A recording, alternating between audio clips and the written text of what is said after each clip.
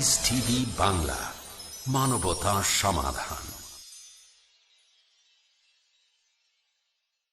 Line answer is sufficient. God himself paid the price. And Jesus said, I am. I'm a non-vegetarian. 21st century will belong to vegetarians. This cause of death in the world. Veg or non-veg? If I prove that an apple is better than a mango, that doesn't mean mango is prohibited. I have some problems with this. Man has become an animal. He's more like a lawyer than like a scientist. Quran is incomplete. There's a misconception. Neither a single verse which is against established science. And I challenge Dr. William Campbell. It's a different situation. I will not tempt God. I apologize if I've hurt the feelings of any Christians. It was just a reply to Dr. William Campbell's book. Brother has asked a very complicated question. The answer is very clear. Major minor religion, fraud is prohibited. Ask me a direct question, I'll be too willing to give you a reply. Is milk veg or non-veg? If this was not done, life on the earth would have ceased to exist. Then could you please prove it authentically? The word Trinity doesn't exist. It's सीधी सी बात है. Smoking is prohibited. That's final. I hope I have answered properly. It's illogical and unscientific. That does not mean Quran is wrong. It has really moved me.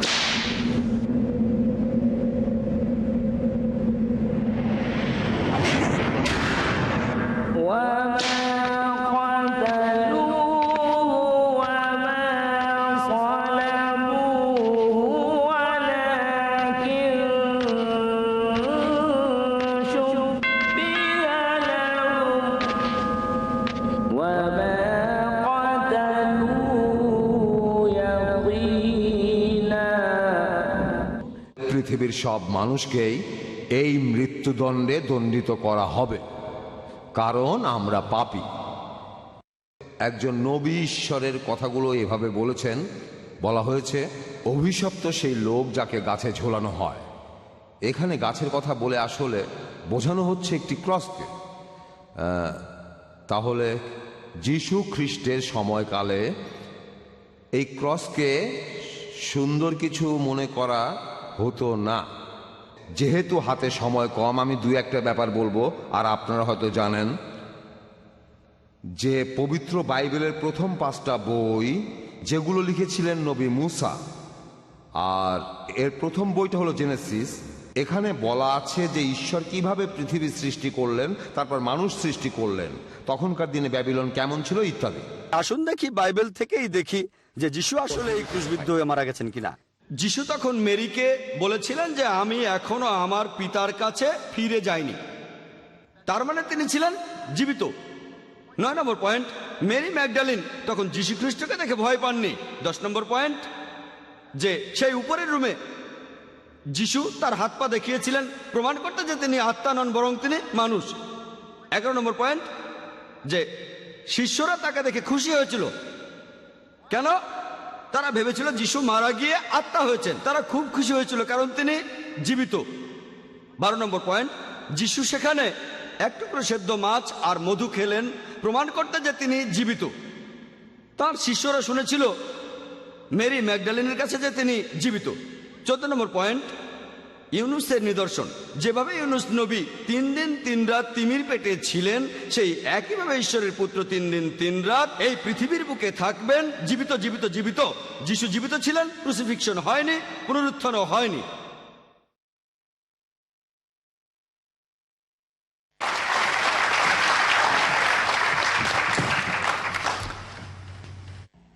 জাযাকাল্লাহ। এখন শুরু হচ্ছে আমাদের অনুষ্ঠানের দ্বিতীয় পর্ব। এখন আপনাদের সামনে প্যাস্টর রুকনি 15 মিনিট ধরে তার বক্তৃতা দেবেন। প্যাস্টর রুকনি। থ্যাংক ইউ, ধন্যবাদ ডক্টর জাকির আপনার লেকচারের জন্য। আপনি অনেক অযৌক্তিক কথা বললেন। আপনি পবিত্র বাইবেলের বিভিন্ন কথার ভুল ব্যাখ্যা দিলেন, আর এই ব্যাখ্যাগুলো আপনি এত অযৌক্তিকভাবে দিলেন যে আমার জন্য আলোচনা করা কঠিন। তবে আমি কিছু প্রশ্নের উত্তর দিচ্ছি, সবগুলো নিয়ে বলছি না। আমি আপনাদের সামনে কয়েকটা পয়েন্ট বলবো, কারণ এখানে আমার উদ্দেশ্য কোনো বিতর্ক করা না। এখানে আমার উদ্দেশ্য হলো আপনাদের জীবনে মুক্তির পথ দেখানো পাপ থেকে যীশু খ্রিস্টের মাধ্যমে। সেটাই আমার উদ্দেশ্য, বিতর্কে হারলেও ক্ষতি নেই, ঠিক আছে? এখানে সেটাই আমার উদ্দেশ্য। আচ্ছা, এখন 1 নম্বর হলো পবিত্র বাইবেলে কিছু আপত্তিকর কথা আছে। কারণ হলো বাইবেল আসলে সত্যের ব্যাপারে খুবই বিশ্বস্ত। এটাকে বলা যায় একটা আয়না। যদি আপনার চেহারা কুৎসিত হয়, বাইবেল বলবে আপনি কুৎসিত। যদি আপনি সুন্দর হন, বাইবেল তাহলে আপনাকে বলবে আপনি সুন্দর। বাইবেল এরকমই। সেই জন্য এখানে 2 ধরনের মানুষকেই দেখবেন। এখানে পাপী আর অপরাধীদের দেখবেন, যে মানুষ কতখানি ঈশ্বরকে অমান্য করতে পারে, আর একই সাথে বাইবেল দেখায় যে ঈশ্বরকে ভালোবাসলে মানুষ কতখানি করতে পারে।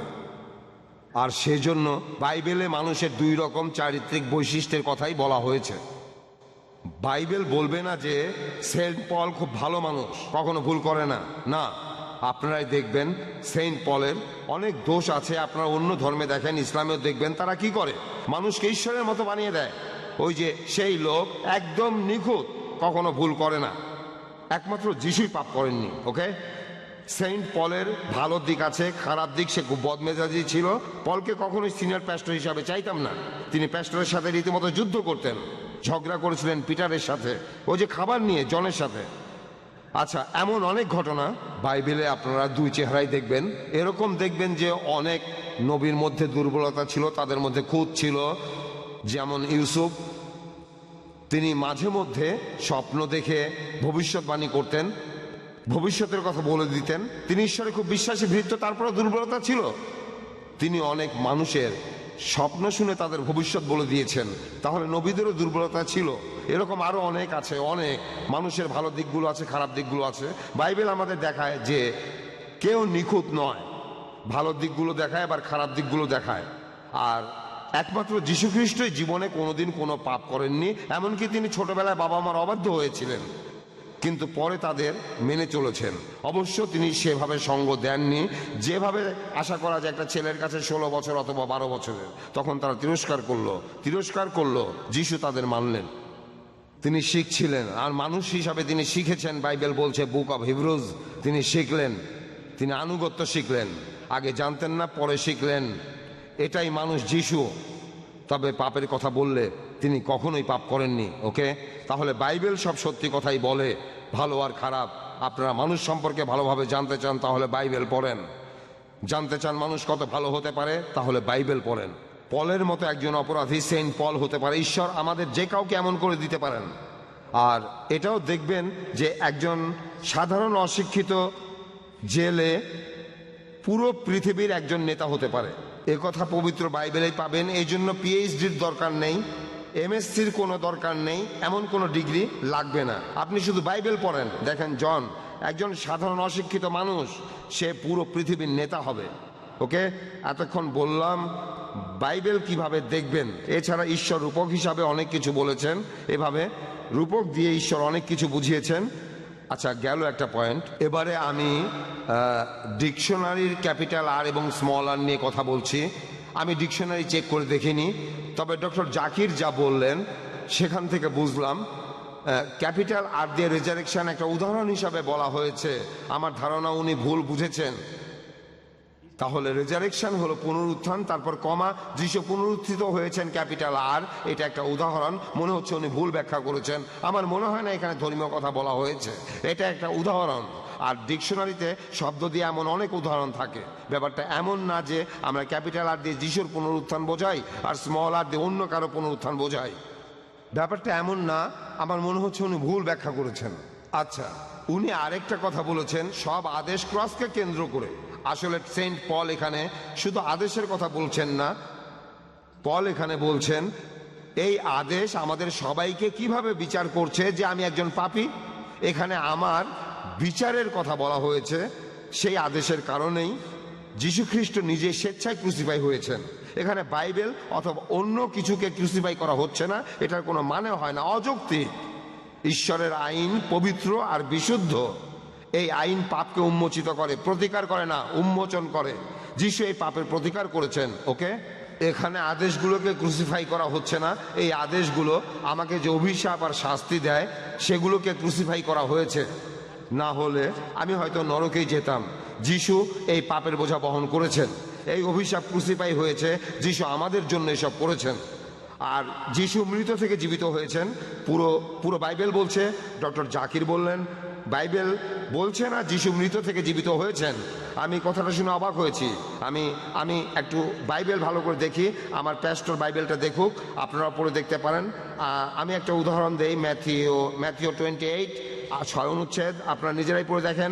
পরে এরকম আরেকটা উদাহরণ হলো আপনারা দেখবেন রেভিলেশন 1 অধ্যায়ের 18 অনুচ্ছেদ। যিশুর আত্মা বলছেন, তিনি তার নিজের কথা বলছেন, আমি মৃত ছিলাম এখন জীবিত হয়েছি। আমি মৃত ছিলাম এখন জীবিত হয়েছি। এখানে রূপক কিছু বলা হচ্ছে না। তিনি মারা গিয়েছিলেন তারপর আবার জীবিত হয়েছেন। এখানে শব্দ নিয়ে কোনো রকম খেলা করা হচ্ছে না, পরিষ্কার করে বলা হচ্ছে। এবার আরেকটা ব্যাপার হলো, যিশু খ্রিস্টের আত্মাকেও তখন মানুষ যিশুর মতোই দেখাচ্ছিল। ক্রুশবিদ্ধ হওয়ার পর যিশু যখন ফিরে আসলেন তখন অনেক ব্যাপারে রহস্য ছিল, আর এগুলো পরিষ্কার হয়েছে। 1 নম্বর, যিশু দেয়াল ভেদ করে গিয়েছিলেন, দরজা বন্ধ ছিল, তিনি দেয়াল ফুলে ঢুকেছিলেন। যিশুর নতুন শরীরে প্রাকৃতিক কিছু বাধা দিতে পারতো না। 2 নম্বর, যিশু তার এই শরীরকে লুকিয়ে রাখতে পারতেন। যিশু তার 2 শিষ্যের সাথে হেঁটেছিলেন পুনরুত্থানের পর। তার শিষ্যরা তখন পাশে থাকলেও তাকে চিনতে পারেনি। তারপর যিশু তাদেরকে ধর্মগ্রন্থের বিভিন্ন ব্যাপারে ব্যাখ্যা দিয়ে বুঝালেন, বিভিন্ন কথা বললেন। তারপর তারা ঘরে গেল আর রুটি খেলো, তখন তারা বুঝলো এটাই যিশু। শুধু মেরি ম্যাগডালিন তাকে চেনেনি এমনটা নয়, অন্যরাও তাকে তখন চিনতে পারেনি। যিশু যখন নিজের পরিচয় দিলেন তখন তারা তাকে চিনতে পারলো। এতে মনে হয় যে যিশুর সেই শরীরে কিছু বিশেষত্ব ছিল, তিনি তার আকার বদলাতে পারতেন। আর যিশু খ্রিস্ট তার হাত দেখেছিলেন কেন? তিনি তার হাতে কিছু একটা দেখাতে চেয়েছিলেন। তার হাতে তখন একটা গর্ত থাকার কথা। দেখো আমি সেই লোক, দেখো এই সেই গর্ত, আমি যিশু, দেখো আমি যিশু। যিশু তার শিষ্যদের পুরো শরীর দেখালেন। রোমান সৈন্যরা যেসব জায়গায় তাকে মেরেছিল, দেখো আমি যিশু, আমি অন্য কোনো লোক নই। এই শরীরে তোমরা ক্রসের সব চিহ্ন দেখবে, এই চিহ্নগুলো যিশুর শরীরেই আছে। তাহলে যিশুর এই শরীর, যদিও শরীরটা একেবারে নতুন, তবে সেখানে পুরনো শরীরের চিহ্নগুলো ছিল। রহস্য, আমরা যিশুর নতুন শরীর সম্পর্কে জানি না, কিন্তু এটা জানি যে এটা অলৌকিক শরীর। শরীরের দ্যুতি ছিল অন্যরকম, অনেক উজ্জ্বল দ্যুতি। আর সেই শরীর দেখে আপনারাও বলতে পারতেন ওই হলো ব্রাদার রুকনি, এটা তার পুনরুত্থিত শরীর। তবে অনেক সময় হয়তো আমাকে চিনতে পারবেন না, আমি দেয়াল ভেদ করে যেতে পারবো না। তার শরীরে অনেক চিহ্ন ছিল, সেগুলো দেখিয়েছিলেন। এই যে আমার হাত, এটা দেখে কিছু মনে করতে পারছো? দেখো এই যে আমি রুকনি, একটা বিশেষ কিছু। যিশু সেটাই বলেছেন, এই কথাগুলোই বলেছেন। 3 নম্বর, যে সমাধিটা অনেক বড় ছিল, এটা বাইবেলে পরিষ্কার বলা আছে। সমাধিটার মালিক ছিল ধনী। একজন ধনী লোক কখনো সস্তা ছোট ঘর বানাবে না, সে তার জন্য একটা বড় সমাধি তৈরি করবে। যিশু এই সমাধির ভেতরে, প্রশ্নটাই আসলে অবান্তর, তিনি তো এই সমাধি কক্ষে বসবাস করার জন্য যাননি। এটা তো কারো থাকার জায়গা না। বাইবেলে এটা পরিষ্কার বলা আছে, সমাধিটা ছিল এক ধনী লোকে, আর সে তার পরিবারের সবার জন্য বড় একটা সমাধি বানাতেই পারে। আরেকটা কথা আপনাদের মনে করিয়ে দেই, ইব্রাহিমের সময় থেকে এটা ছিল তাদের রীতি। তারা মৃতদেহ রাখত গুহার ভেতরে, মাটিতে কবর দিত না। কখনো কখনো তারা মৃতদেহ কবর দিত, কখনো কখনো মৃতদেহ পুড়িয়ে ফেলা হতো। সাধারণত মৃতদেহকে তারা গুহার ভেতরে রাখত। ইব্রাহিম আর তার স্ত্রী সারাকে একটা সমাধিতে রাখা হয়েছিল, সেটা ছিল একটা গুহা, তাদেরকে মাটিতে কবর দেওয়া হয়নি। তাহলে এই ধনী লোক যিশুকে সেখানে রাখলেন। সমাধিটা আসলে ধনীদের, তাই আয়তনেও বড়। আপনারা বলতে পারেন যে পাথরটা কেন সরানো হয়েছিল? উত্তরটা খুব সোজা, বাইবেলে পরিষ্কার আছে যে ঈশ্বরের এক দেবদূত পাথরটা সরিয়েছিল। যিশুর এক শিষ্য, সম্ভবত মেরি ম্যাগডালিন অথবা অন্য কেউ আসলো, সেই দেবদূত তখন পাথরটা সরালো, পৃথিবী কেঁপে উঠল। সেখানে 2 সৈন্য ভয় পেয়ে গেল, তারপর তারা মৃত মানুষের মতো পড়ে গেল। আর দেবদূত তখন 2 মহিলাকে বলল, তোমরা ভয় পেও না, তোমাদের ভয় দেখানোর জন্য এটা করিনি, এটার পেছনে অন্য কারণ আছে। আমি ওই লোকগুলোকে ভয় দেখানোর জন্যই এটা করেছি, তোমাদের জন্য না। পাথরটা সরিয়েছি তোমাদের দেখানোর জন্য। দেখো যিশু এই সমাধিতে নেই, দেখো সমাধিটা একেবারে খালি। এটাই আসল কারণ, সমাধিটা খালি ছিল। এই জন্যই দেবদূত সেই পাথরটা সরিয়েছিলেন আর তাদের জানিয়েছেন যিশুর শরীর সেই সমাধিতে নেই। যিশু সেই সমাধিতে নেই, সেই কাপড়টা পরারও কোনো প্রয়োজন নেই। এখনকার দিনে মৃতদেহকে সাদা কাপড় দিয়ে ঢেকে দেওয়া হয়, তখনকার দিনে কি করা হতো আমি জানি না। সেই কাপড়টাও তারপর একপাশে সরিয়ে রাখলেন, ভাঁজ করে রাখলেন, কাপড়টা খুলে ভাঁজ করে রাখলেন। এতক্ষণ বললাম সমাধিটা কত বড় ছিল। ওকে, পরের পয়েন্টটা হলো ইউনুস নবীর অলৌকিক ঘটনা নিয়ে যিশু বলেছেন যেভাবে ইউনুস নবী সেই তিমি মাছের পেটের ভেতরে ছিলেন, তারপর আরো অনেক কিছু। যিশু এমনটা বলেননি আমি সেইভাবে তিমির পেটের ভেতরে যাব। যিশু বলেননি যে তিনি যাবেন কোনো তিমির পেটে আর তিমিটা আমাকে নিয়ে 3 দিন সাগরে ঘুরবে। যিশু এমন কথা বলেননি। তিনি বলেছেন ইউনুসের মতো একইভাবে, এখানে উদাহরণ দিয়েছেন ইউনুসের মতো আমিও সেভাবে 3 দিন থাকবো পৃথিবীর বুকের ভেতরে। যদি এর শব্দগত অর্থ ধরেন যে যিশু কি তিমির পেটে গিয়েছিলেন? না, যাননি। তিনি ছিলেন একটা সমাধিতে, আর সেই জায়গাটা ছিল একটা সমাধি ক্ষেত্র, কবরস্থান। রূপক হিসাবে বলা হয়েছে ইউনুস নবী যেভাবে 3 দিন তিমির পেটের ভেতরে ছিলেন, একইভাবে আমিও একটা সমাধিতে থাকবো 3 দিন ধরে। এছাড়াও পবিত্র বাইবেলে বলা আছে তিনি 3য় দিনে উত্থিত হয়েছেন। এখানে নির্দিষ্ট করে বলা হয়নি 24 ঘন্টায় একদিন, তারপরে এত মিনিট এত সেকেন্ড, 1 ঘন্টা না 1 ঘন্টা পরে না আগে তিনি কখন উঠেছেন সেই সময়টা উল্লেখ করা হয়নি। শুধু বলা আছে 3য় দিন পর দেখা গেল তিনি চলে গেছেন। এখানে নির্দিষ্ট করে কোনো সময় বলা হয়নি। আর সবশেষে মনে হয় আমার সময় শেষ, সবশেষে সময় নষ্ট করব না, সবশেষে আপনাদের একটা কথা বলতে চাই। আপনাদের শুধু একটা কথা বলবো, পবিত্র বাইবেলে বলা হয়েছে যীশু খ্রিস্ট যে মৃত অবস্থা থেকে আবার জীবিত হয়েছিলেন, অর্থাৎ ক্রুসিফাই হওয়ার পরে তার পুনরুত্থান, এই ব্যাপারটা এটা সব মানুষের জন্য না, শুধুমাত্র বিশ্বাসীদের জন্য, শুধু 500 অনুসারীর জন্য। 12 জন আর 120 সব মিলে আনুমানিক 500 জন দেখেছিল। পুরো ইহুদি জাতি তারা এটা অবিশ্বাস করেছিল, বিশ্বস্ত ছিল না, ঈশ্বরের উদ্দেশ্যটা বুঝতে পারেনি। সেই জন্য তারা যীশু খ্রিস্টকে মৃত থেকে পুনরুত্থিত হতে দেখেনি, তারা যিশুকে জীবিত অবস্থায় দেখেনি তার মৃত্যুর পরে। তাই আপনাদের বলি, অবিশ্বাসীদের পথ ধরে হাঁটলে আপনারা কিছুই দেখতে পাবেন না, কারণ ঈশ্বরই আপনার কাছে এগুলো প্রকাশ করবেন। যদি আপনি ঈশ্বরকে বিশ্বাস করেন, সরল মনে বিশ্বাস করলে আপনি সব দেখবেন। স্থির বিশ্বাস, যিশু আসলে ঈশ্বরের একটি উপহার, তাহলেই আমরা সব বুঝতে পারবো। যদি আপনারা এমনটা করেন যে এই কমাটা একটু ডান দিকে সরাই, ওই কমাটা বাম দিকে সরাই, তারপর দেখবো যে এই কথাগুলো অন্যরকম হয়ে যাচ্ছে, এমনটা করবেন না। আজকে যিশুকে গ্রহণ করুন, মনকে নরম করুন, আপনারা তাহলে পাপ থেকে মুক্তি পাবেন। মৃত্যু থেকে পুনরুত্থান সেটা অন্য সময় হবে। ধন্যবাদ।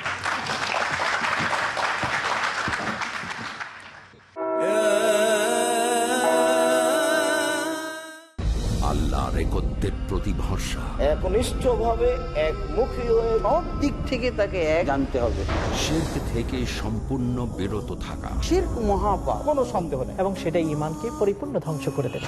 সুন্নাতের অনুসরণ। আল্লাহর নিকটে মনোনীত দিন হলো ইসলাম। ইসলামে যেগুলি সুস্পষ্ট ইবাদত। কোরআন বিরোধী যে কার্যক্রমে অংশগ্রহণ কেউ করবে, আমরা নিশ্চিত করে জেনে রাখবো তিনিও আমানতের খেয়ানত করেছেন। হাসান জামিল, শাহিদুল্লাহ খান মাদানী, ডক্টর হাফেজ ABM হাসবুল্লাহ, আকরামুজ্জামান বিন আব্দুস সালাম, মুজাফফর বিন মুহসিন, মোহাম্মদুল হাসান, আব্দুর রাজ্জাক, জাহাঙ্গীর আলমের উপস্থাপনায় তাওহীদ, ঈমান এবং ইসলামের মূল ভিত্তি। কবরকে সিজদা করতেছে, সেটা ইসলাম ভঙ্গের কারণ। স্রষ্টা আল্লাহ, কর্তা একমাত্র আল্লাহ। আর কি কি আছে মুমিনের দায়িত্ব জানার জন্য দেখুন আকীদা, কাল রাত 8টায় বা পুনঃ সম্প্রচার সকাল 6:30 বাংলাদেশে পিস টিভি বাংলায়। The students of Islamic International School welcome all of you. Assalamu alaikum wa rahmatullahi wa barakatuh. Al-Malikul Quddusus Salamul Mu'minul Muhaymin. MUSLIM, I'm so blessed to be with them. MUSLIM, I'm so blessed to be with them. Don't know about you, I know about me. I'm proud cause I'm rolling Islamically. Everywhere I see, even on TV, people talking trash about the way I be. But what they all hate is if we get great, cause we're the only ones with our heads on straight. Don't ever frown on your head looking down. If you read the Quran, you're the best in the town. MUSLIM, I'm so blessed to be with them.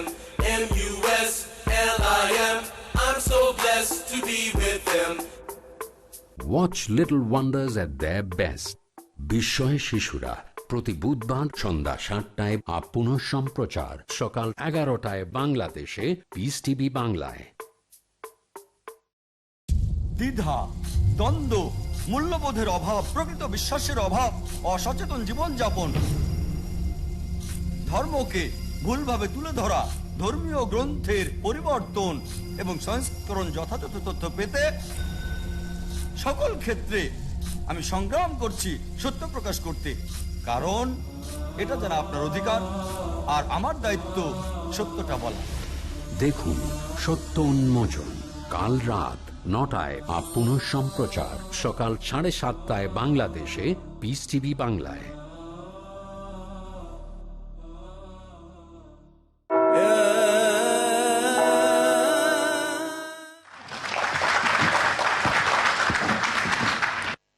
ধন্যবাদ pastor Rukni. এখনও 1 minute বাকি আছে। এখন আপনাদের সামনে doctor Zakir 15 minute ধরে তার বক্তৃতা দেবেন।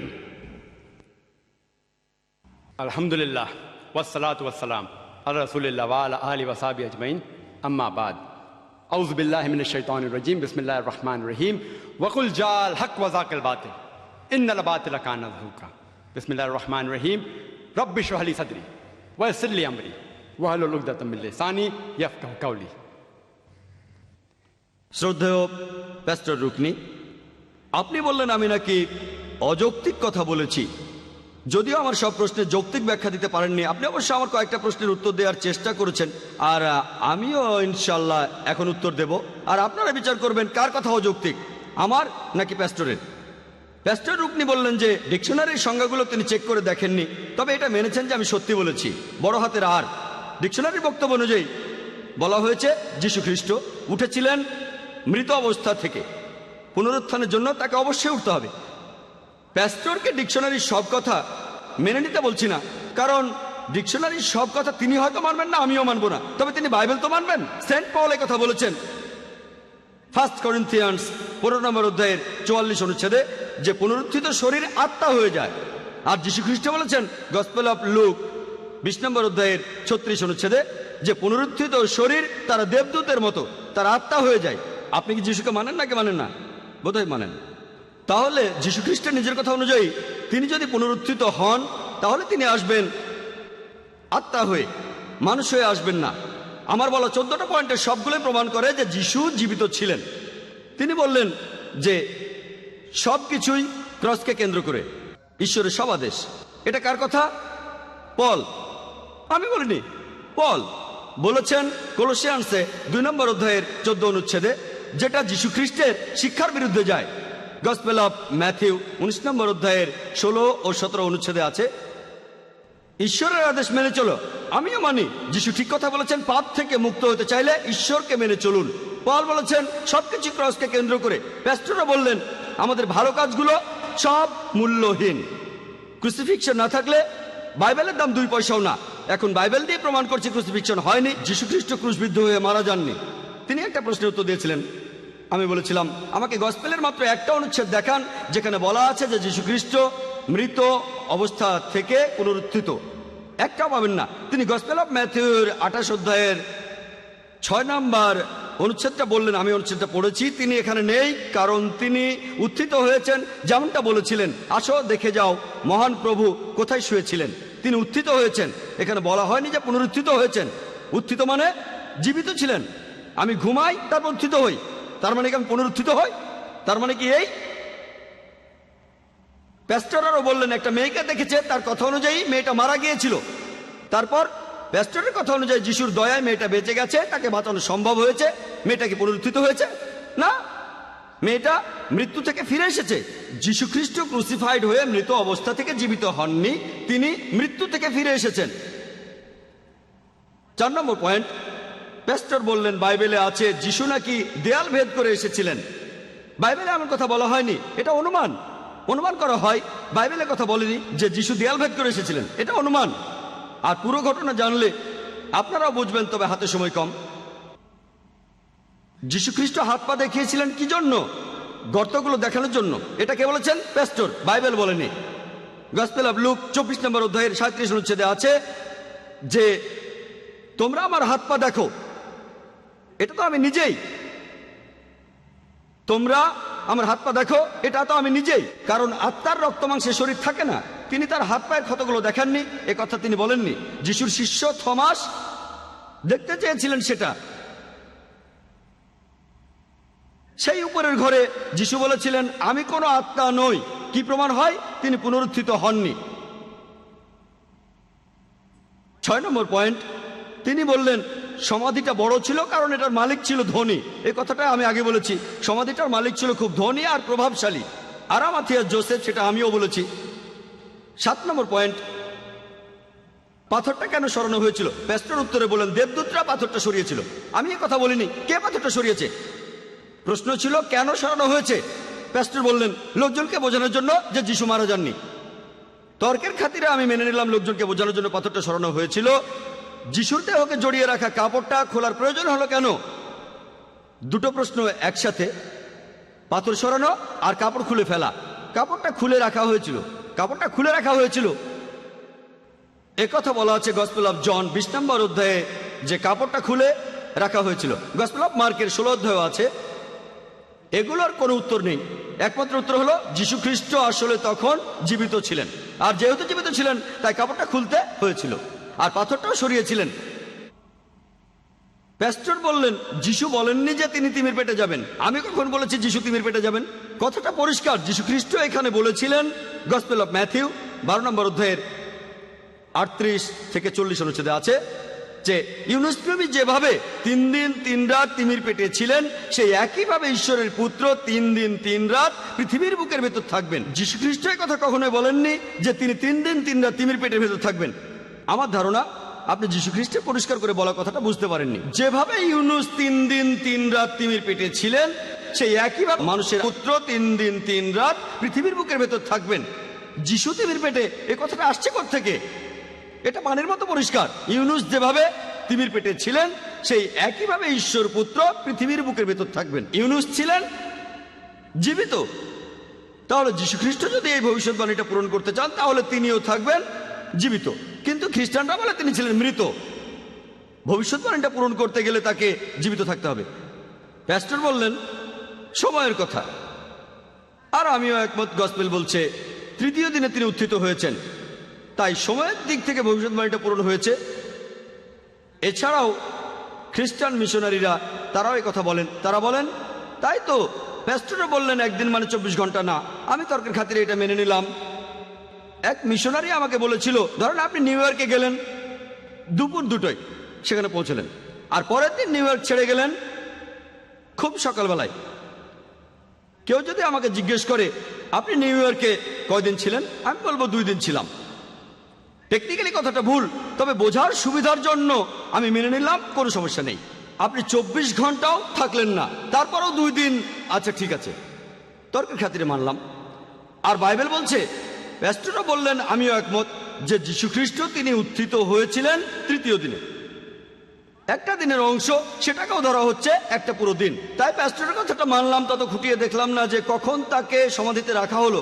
শুক্রবার সন্ধ্যার পরে, ধরেন আপনি বললেন সন্ধ্যার আগে, সেটাও মানলাম, তর্কের খাতিরে মানলাম। যদি বলেন বিকেলে, সেটাও মানলাম। যদি তিনি বলেন যে যিশু রবিবার সকালে সমাধি ছেড়ে যাননি, তিনি গেছেন বিকেলে, সেটাও মানলাম।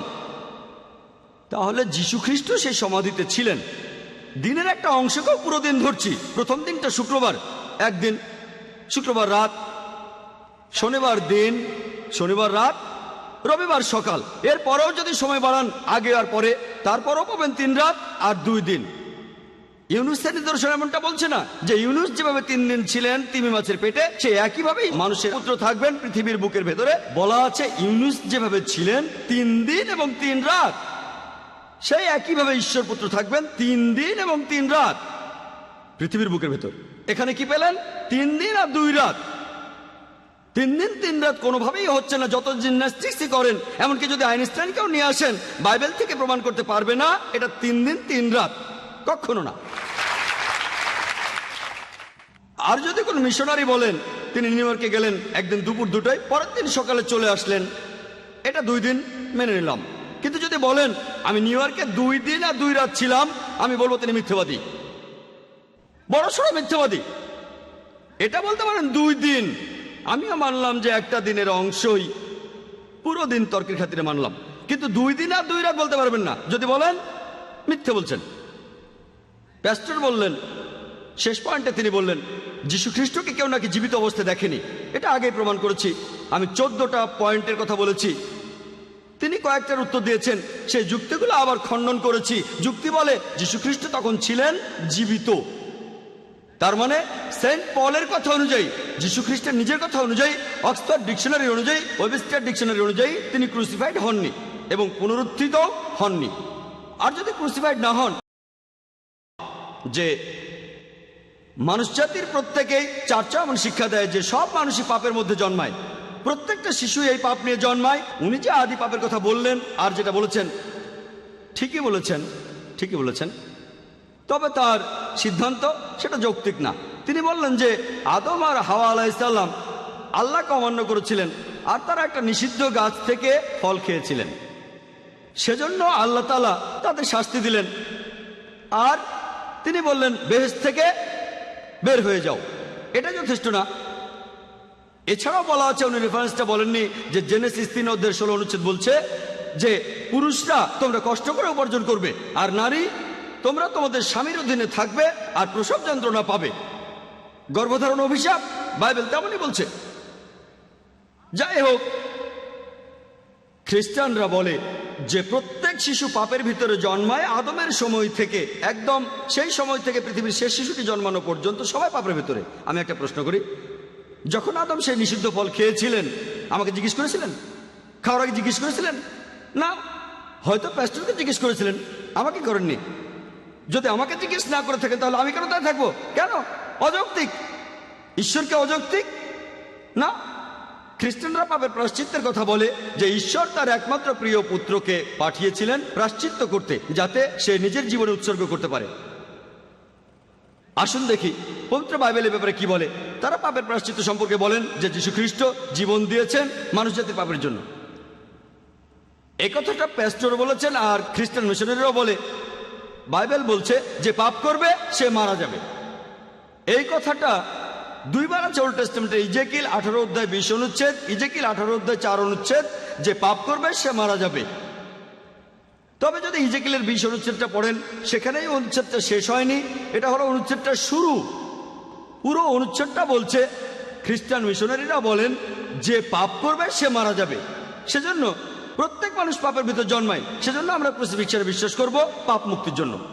পুরো অনুচ্ছেদটা বলছে, ইজেকিল 18:20 অনুচ্ছেদ, যে পাপ করবে সে মারা যাবে। তবে পুত্র পিতার পাপের বোঝা বইবে না, আর পিতা পুত্রের পাপের বোঝা বইবে না। ভালো লোকের ভালো কাজ তার সাথেই থাকবে, খারাপ লোকের খারাপ কাজও তার সাথে থাকবে।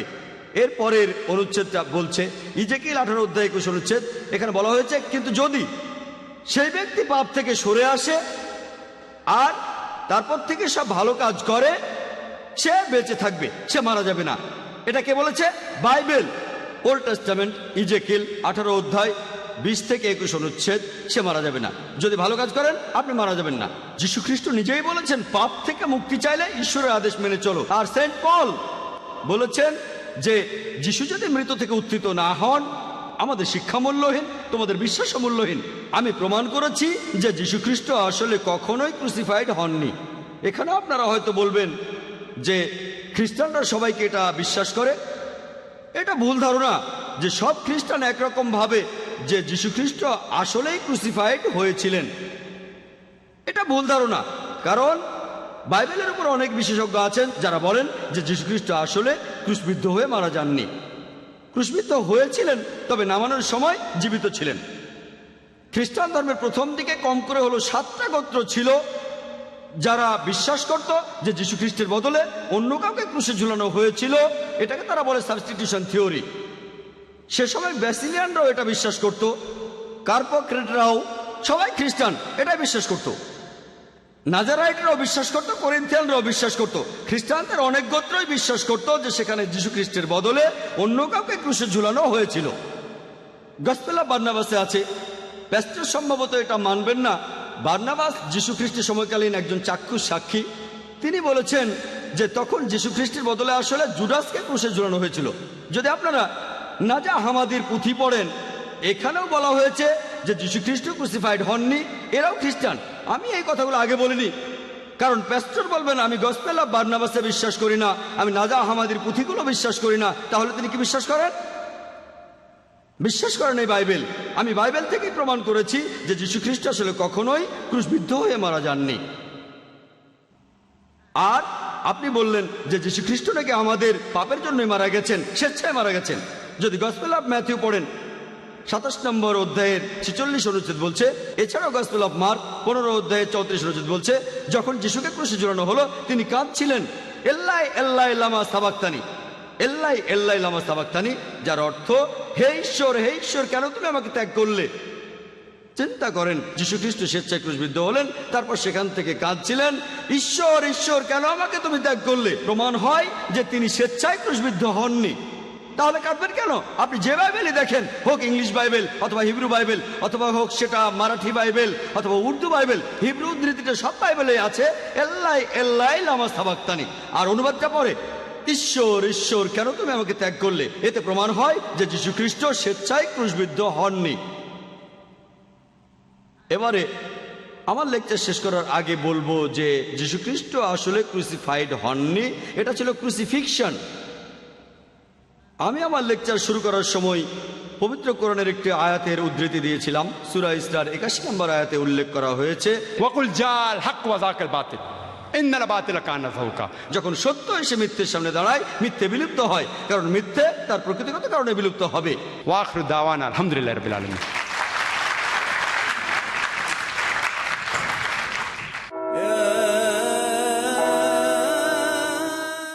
আসসালামু আলাইকুম, আমি মোহাম্মদ বদরুদ্দোজা নদভী, আপনারা দেখছেন পিস টিভি বাংলা।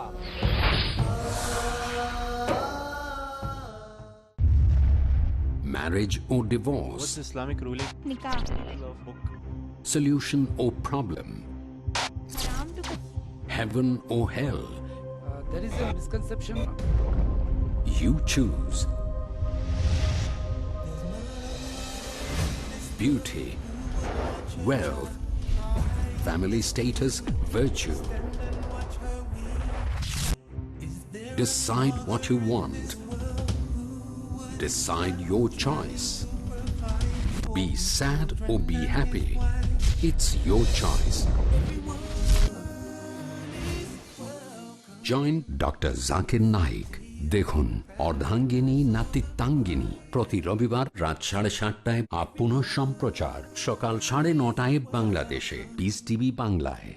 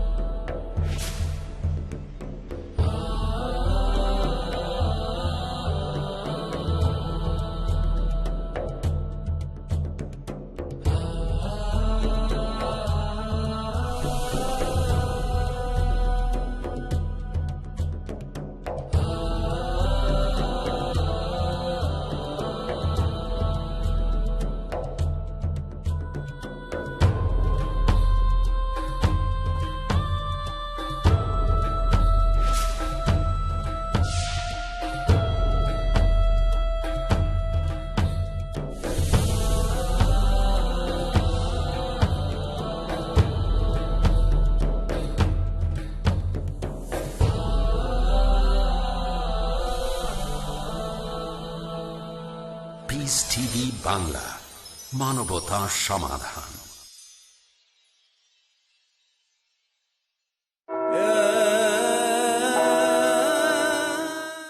এখন শুরু করছি আমাদের এই অনুষ্ঠানের তৃতীয় পর্ব, অর্থাৎ উন্মুক্ত প্রশ্ন এবং উত্তর পর্ব। আমাদের হাতে এখন সময় আছে আনুমানিক 50 মিনিট। প্রশ্নোত্তর পর্বের জন্য এই সময়টা পাচ্ছি। এখানকার নিয়মগুলো হলো, আপনাদের প্রশ্নগুলো আজকের টপিকের উপরে হবে। ওয়াজ ক্রাইস্ট রিয়েলি ক্রুসিফাইড? টপিকের বাইরে কোনো প্রশ্নের উত্তর দেওয়া হবে না। দয়া করে আপনাদের প্রশ্নগুলো সংক্ষিপ্ত আর যথাযথ করবেন। প্রশ্ন করতে এসে আপনারা লেকচার শুরু করবেন না। প্যাস্টর রুকনি আর ডক্টর জাকির আপনাদের প্রশ্নের উত্তর দেবেন। তাদের উত্তরগুলো 5 মিনিটের বেশি হবে না। আপনারা একবারে মাত্র একটা প্রশ্ন করতে পারবেন। দ্বিতীয় প্রশ্নের জন্য আপনাকে আবার লাইনের পেছনে গিয়ে দাঁড়াতে হবে, তারপর সময় পেলে সেই প্রশ্নটা করবেন। এবারে প্রথম প্রশ্নটি করা হচ্ছে পুরুষদের মধ্য থেকে, ডান দিকের মাইক থেকে ডক্টর জাকিরের জন্য। আমার প্রশ্নটা ডক্টর জাকির নায়েকের কাছে। যিশু ক্রুসিফাই হয়েছিলেন মানুষ জাতির পাপের জন্য, কেউ কি অন্যের পাপের ভার নিতে পারে? ভাই, আপনি প্রশ্ন করলেন যে একজন মানুষ কি অন্যের পাপের জন্য ক্রুসিফাই হতে পারে। এই প্রশ্নটা বেশ যৌক্তিক। এর উত্তরে কিছুটা অংশ আমার লেকচারে বলেছি, আর বাইবেল থেকেও প্রমাণ করেছি যে বাইবেলের কথা অনুযায়ী বুক অফ ইজেকিল 18 অধ্যায়ের 20 ও 21 অনুচ্ছেদ বলছে যে যে পাপ করবে সে মারা যাবে, কিন্তু যদি সে পাপ থেকে সরে আসে এবং ভালো কাজ করে সে মারা যাবে না। আর পুত্র পিতার পাপের বোঝা বইবে না, পিতাও পুত্রের পাপের বোঝা বইবে না। আমার বাবার অপরাধে আমি অপরাধী হব না, আর আমার অপরাধে আমার বাবা অপরাধী হবে না। পবিত্র কোরআনে একই ধরনের কথা রয়েছে, বিভিন্ন জায়গায় আছে। পবিত্র কোরআনে সূরা নামের 164 নম্বর আয়াতে উল্লেখ করা হয়েছে, সূরা ইসরার 15 নম্বর আয়াতে উল্লেখ করা হয়েছে। এছাড়াও কোরআনে সূরা ফাতিরের 17 নম্বর আয়াতে উল্লেখ করা হয়েছে, সূরা জুমারের 7 নম্বর আয়াতে উল্লেখ করা হয়েছে। এমন অনেক জায়গায় বলা হয়েছে যে তোমাদের মধ্যে একজন কখনো অন্য আরেকজনের ভার বহন করবে না। একই কথা ইজেকিল 18 অধ্যায়ের 20 অনুচ্ছেদ। তার মানে পাপ উত্তরাধিকার সূত্রে আসে না। প্যাস্টর তার লেকচারে একটা উদাহরণ দিলেন, নবী ইব্রাহিমের সেই গল্পটা, যে আল্লাহ তার ছেলেকে কোরবানি দিতে বললেন, আর প্যাস্টরের সাথে আমিও একমত, আল্লাহ তাকে পরীক্ষা করছিলেন। আর একেবারে শেষ মুহূর্তে আল্লাহ কোরবানি দিলেন একটা ভেড়া। তার মানে আল্লাহ তাআলা ন্যায়বান, তিনি তার নবীকে পরীক্ষা করেছেন। আর এই পরীক্ষায় তিনি ইব্রাহিমের কোনো ক্ষতি করতে চাননি। তিনি এটা চাননি যে ইব্রাহিমের ছেলে মারা যাক এই পরীক্ষায়। আর চিন্তা করেন, এখানে দেখবেন আল্লাহর নবী যীশু খ্রিস্ট মারা গেলেন পৃথিবীর অন্য সব মানুষের পাপের জন্য। এটা ইজেকিলের এই অনুচ্ছেদের কথার বিরুদ্ধে কথা বলছে। বংশ পরম্পরায় পাপ আসে না। যদি আদম আলাইহিস সালাম পাপ করেন, তাহলে তিনি যে পাপ করেছেন সেটার কারণে আমি কখনো দায়ী হব না। এবার আপনাদের একটা উদাহরণ দেই। মনে করেন একজন ধনী লোক, তার অনেক ভৃত্য আছে, তিনি তাদের বলেন তোমরা ভুল করো না, তারপরেও তারা ভুল কাজ করে। তখন লোকটা বলল, দেখো আমার ছেলে, তাকে আমি ভালোবাসি। তারপর ছেলেটাকে মেরে ফেললো। তারপর লোকটা বলল, তোমরা সব ভৃত্যরা তোমরা চুরি করতে, তোমরা মানুষ ঠকাতে। এখন এটা মানো যে আমার ছেলেকে মেরে ফেললাম, এখন বদলানোর প্রয়োজন নেই, শুধু এটা বিশ্বাস করো, মানো আমার ছেলেকে মারলাম তোমাদের পাপের জন্য, আর আমি তোমাদের সবাইকে মাফ করে দিলাম। এটা কি যৌক্তিক? অযৌক্তিক। আল্লাহ তাআলা নিজের ছেলেকে মারলেন। আমরা মানিও না তিনি আল্লাহর ছেলে, আমরা মানি না যিশু আল্লাহর ছেলে। ভালো মানুষ হিসেবে, আল্লাহর একজন রাসূল হিসেবে তাকে মানি, তিনি আল্লাহর রাসূল। এভাবে বললে ঈশ্বরের পুত্র, কিন্তু তিনি আসলে ঈশ্বরের পুত্র নন। আশা করি উত্তরটা পেয়েছেন। হ্যাঁ ভাই, বলেন। শ্রদ্ধেয় প্যাস্টর হেনরি, পবিত্র বাইবেলে গসপেল অফ মার্ক 16 অধ্যায়ের 17-18 অনুচ্ছেদে বলা হয়েছে, বিশ্বাসীদের সাথে এই নিদর্শনগুলি থাকবে। আমার নাম নিয়ে তারা শয়তান তাড়িয়ে দেবে, তারা কথা বলবে বিভিন্ন নতুন ভাষায়, সাপে কামড়ালে তাদের কিছুই হবে না, আর যদি তারা বিষাক্ত কিছু পান করে এতে তাদের কোনো ক্ষতি হবে না। এখন এটা যদি সত্যি হয়, আপনি কি এই বিষটা খাবেন? এটা খুবই বিষাক্ত, আর আমার মনে হয় এই বিষে আপনার ক্ষতি হতে পারে, কিন্তু আপনি যেহেতু বিশ্বাসী তাই কোনো ক্ষতি হবে না। আপনি কি এই বিষটা খেয়ে এটা প্রমাণ করবেন? আর যদি কোনো ক্ষতি হয় সেজন্য আমরা কিন্তু দায়ী থাকবো না। আচ্ছা, এই ব্যাপারটা নতুন না, আমরা আগেও এমনটা দেখেছি। আগেকার দিনে চীন আর রাশিয়ায় এমনটা অনেক হয়েছে, মানুষকে জোর করে বিষ খাওয়ানো হয়েছে। এখানে আপনি আসলে ঈশ্বরকে নিয়ে ঠাট্টা করছেন। এই ধরনের ক্ষেত্রে আমি আপনার সাথে ঈশ্বরকে নিয়ে এই ঠাট্টা করব না। আমি এখানে এই ঠাট্টা করব না। বিশ্বাসী হলে তো কোনো ক্ষতি হবে না। শুধু বিশ্বাসী হলে হবে না, এখানে আসলে এটার উপযুক্ত সময় আছে। আমরা এখানে ঈশ্বরকে নিয়ে ঠাট্টা করব না। তাহলে বলছেন ভাই, আপনি তো আপনার প্রশ্নটা করেছেন, বক্তাকে এখন উত্তর দিতে দিন, তাকে কথা বলতে দিন, উনি উত্তরটা আগে দিক, আপনি ওই বোতলটা ধরে ওখানে চুপচাপ দাঁড়িয়ে থাকতে পারেন। হ্যাঁ ভাই, আপনি বলেন। একটা কথা চালু ছিল যে যিশু যদি উপর থেকে পড়ে যান তার পা ভেঙে যাবে না, দেবদূতরা তাকে রক্ষা করবে। শয়তান যিশুকে লাফ দিয়ে এটা প্রমাণ করতে বলল, তিনি বললেন না, ঈশ্বরকে প্রলুব্ধ করো না। আমিও একই উত্তর দিলাম, প্রলুব্ধ করবেন না। এবারের প্রশ্ন মহিলাদের মধ্য থেকে ডক্টর জাকিরের কাছে। কেউ আছেন? হ্যাঁ। আসসালামু আলাইকুম, ডক্টর জাকির নায়েক। আমার নাম আজরা। আমি আপনাকে একটা প্রশ্ন করব। আমার প্রশ্নটা ঈসা আলাইহিস সালামকে নিয়ে। তিনি ক্রুশবিদ্ধ হয়ে মারা গেছেন পুরো মানুষ জাতির পাপের জন্য। আরও বলা হয় তিনি নাকি ঈশ্বর। ইসলাম আর খ্রিস্টান ধর্ম ঈসা আলাইহিস সালাম বা যীশু খ্রিস্টকে কিভাবে দেখে? বোন, আপনি খুব সুন্দর প্রশ্ন করেছেন। তবে তার আগে প্যাস্টরকে কিছু কথা বলতে চাই। আমি তাকে অভিনন্দন জানাই। তিনি তার লেকচারে বললেন যে যীশু খ্রিস্ট অনেক অলৌকিক কাজ করেছেন, তার বিশ্বাসও বেড়েছে। তিনি যখন বোম্বেতে এসেছিলেন তখন তার স্পন্ডিলাইটিস হয়েছিল, আর ডাক্তার হিসেবে আমি জানি এটা খুব জটিল অসুখ। তিনি বললেন যীশু খ্রিস্ট তাকে সুস্থ করেছেন, তারপরে তার বিশ্বাস বেড়েছে। তার কথা যীশু খ্রিস্ট একটা মেয়েকে জীবন দিয়েছে। এখন মনে হয় তার বিশ্বাসটা কমে গেছে, তাই তিনি বিষটা খেতে চাননি। হয়তো বিশ্বাসটা কমে গেছে। যদি বিশ্বাস থাকতো তাহলে বিষটা খেতেন। তার বিশ্বাসটা কমে গেছে, এজন্য তাকে অভিনন্দন। তিনি মূল বিশ্বাসে ফিরে যাচ্ছেন, অর্থাৎ ইসলাম। আর যীশু খ্রিস্ট নিজের মুখেই বলেছেন, গসপেল অফ ম্যাথিউ 24 অধ্যায়ের 24 অনুচ্ছেদে বলেছেন, তোমাদের মাঝে অনেক নকল খ্রিস্ট, নকল নবী আসবে, তারা অলৌকিক অনেক কিছুই দেখাবে। আর যদি সম্ভব হতো আসল নবীদেরও প্রতারিত করত। অলৌকিক কাজ মানে এমন না যে সেই লোক আল্লাহ তাআলার প্রেরিত, সেই লোক আল্লাহর নবী, সেই লোক আল্লাহকে বিশ্বাস করে। যীশু খ্রিস্ট এই কথাই বলেছেন। বোন খুব সুন্দর প্রশ্ন করেছেন যে আল্লাহ যীশু খ্রিস্টকে পাঠিয়েছেন। এ ব্যাপারে ইসলাম আর খ্রিস্টান ধর্ম কি বলে? এখানেও একটা আয়াতে যথেষ্ট। সূরা মাইদার 72 নম্বর আয়াতে উল্লেখ করা হয়েছে, বলা হয়েছে, লাকাদ কাফারাল্লাযীনা ক্বালু ইন্নাল্লাহ হুয়াল মাসীহু ইবনু মারইয়াম।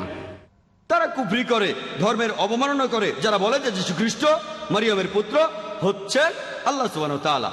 ওয়াল কালাল মাসীহ, অথচ খ্রিস্ট বলেছেন, ইয়া বানি ইসরাইল, হে ইসরায়েলের সন্তানেরা, ওয়াল আবুদুল্লাহ, আল্লাহর ইবাদত করো, রাব্বি ওয়া রাব্বুকুম, তিনি আমাদের সবার প্রভু, ইন্নাহু মা ইউশরিক বিল্লাহ, যদি কেউ কাউকে আল্লাহর শরীক করে, ফাকাদ হারামাল্লাহু আলাইহিল জান্নাহ, আল্লাহ তার জন্য জান্নাত নিষিদ্ধ করবে, ওয়া মাওয়াহুন নার ওয়ালা লিযালিমিন আনসার, এবং তার আবাস হবে জাহান্নাম, জালিমদের জন্য পরকালে কোনো সাহায্যকারী নাই।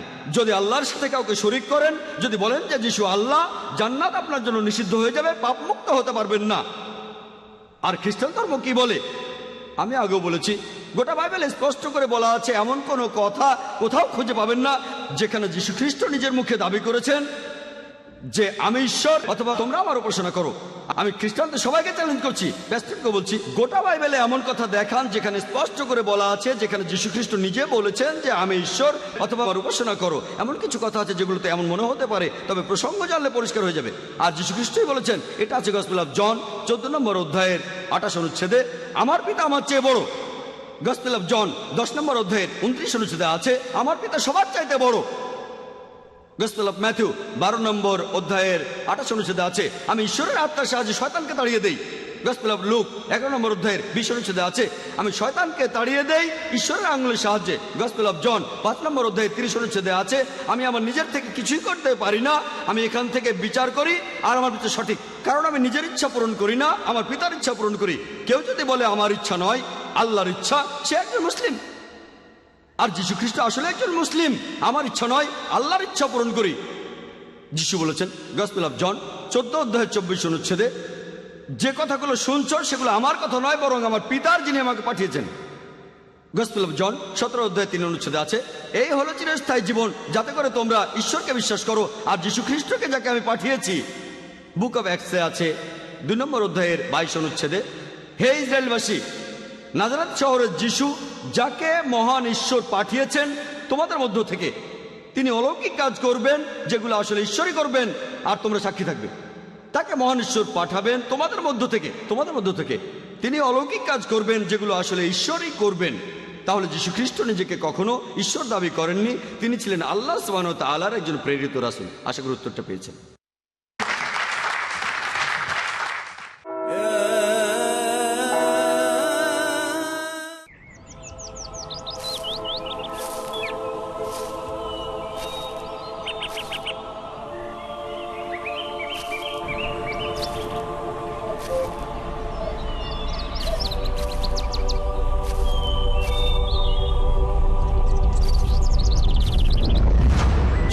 বিনিয়োগের আছে তাদের নিজস্ব ঝুঁকি আর প্রতীক্ষার ক্ষণ। লাভ কিংবা ক্ষতি নিশ্চিত নয়, তবে এমন কি কোনো বিনিয়োগের কথা আপনার জানা আছে যা আশ্বাস দেবে নিশ্চিত লাভের, এই জীবনে না বরং পরকালে? হ্যাঁ, এমন একটা বিনিয়োগ যা আল্লাহ সুবহানাহু ওয়া তাআলার পথে। আমাদের সাথে অংশ নিন আল্লাহ সুবহানাহু ওয়া তাআলার সত্যবাণী ছড়াতে মানব জাতির কাছে। পিস টিভির সাথে থাকুন। আপনার যাকাত ও দানের অর্থ পাঠাতে পারেন IRFI, আল Ryan bank, quadrant code 48 Calthorpe road, Birmingham, UK। Pound account number 0113230301, IBAN GB52 LOYD 30963401 024192, short code 300083, সোয়েব BIC কোড IBO BGB22। টাকা পাঠিয়ে আমাদের ইমেল করুন admin@peacetv.tv। পিস টিভি, মানবতার সমাধান। আল্লাহর অসন্তুষ্টি, পাপকে পাপ বলে জানবো। মানুষ তো আদম সন্তান, পাপ হবে এটাই স্বাভাবিক। তাকে এই ব্যাপারে চিন্তিত থাকতে হবে। বিচলিত মন, পাপ ঘটে যাবে কিন্তু আমি নিরাশ না হই, এটা ঈমানই করতে। শান্ত জীবন। যদি মানুষ ক্ষমা চায়, মহান রব্বুল আলামিন অবশ্যই ক্ষমা করে দিবেন। আব্দুর রাজ্জাক বিন ইউসুফ, কাসিম বিন আব্বাস, মুজাফফর বিন মুহসিন, আকরামুজ্জামান বিন আব্দুস সালাম, ডক্টর আব্দুল্লাহ জাহাঙ্গীর, হারুন হোসেনের উপস্থাপনায় গুনাহ করার পর গুনাহ করতে থাকা, ঘাটতি তার ভিতরে দেখা দিচ্ছে। তওবা করা অর্থ ফিরে আসা। আর এই ক্ষেত্রে কিছু দিক নির্দেশনা রয়েছে। যখনই তোমার কোনো পাপ পেয়ে যাবে, তখনই তার পাশে তুমি নেকি করে জানুন কিভাবে আমাদের ছোট বড় পাপ বয়ে আনে আমাদের অকল্যাণ। দেখুন পাপের অশুভ পরিণতি প্রতি বৃহস্পতিবার রাত 8টায়, পুনঃ সম্প্রচার সকাল 6:30 বাংলাদেশে পিস টিভি বাংলায়।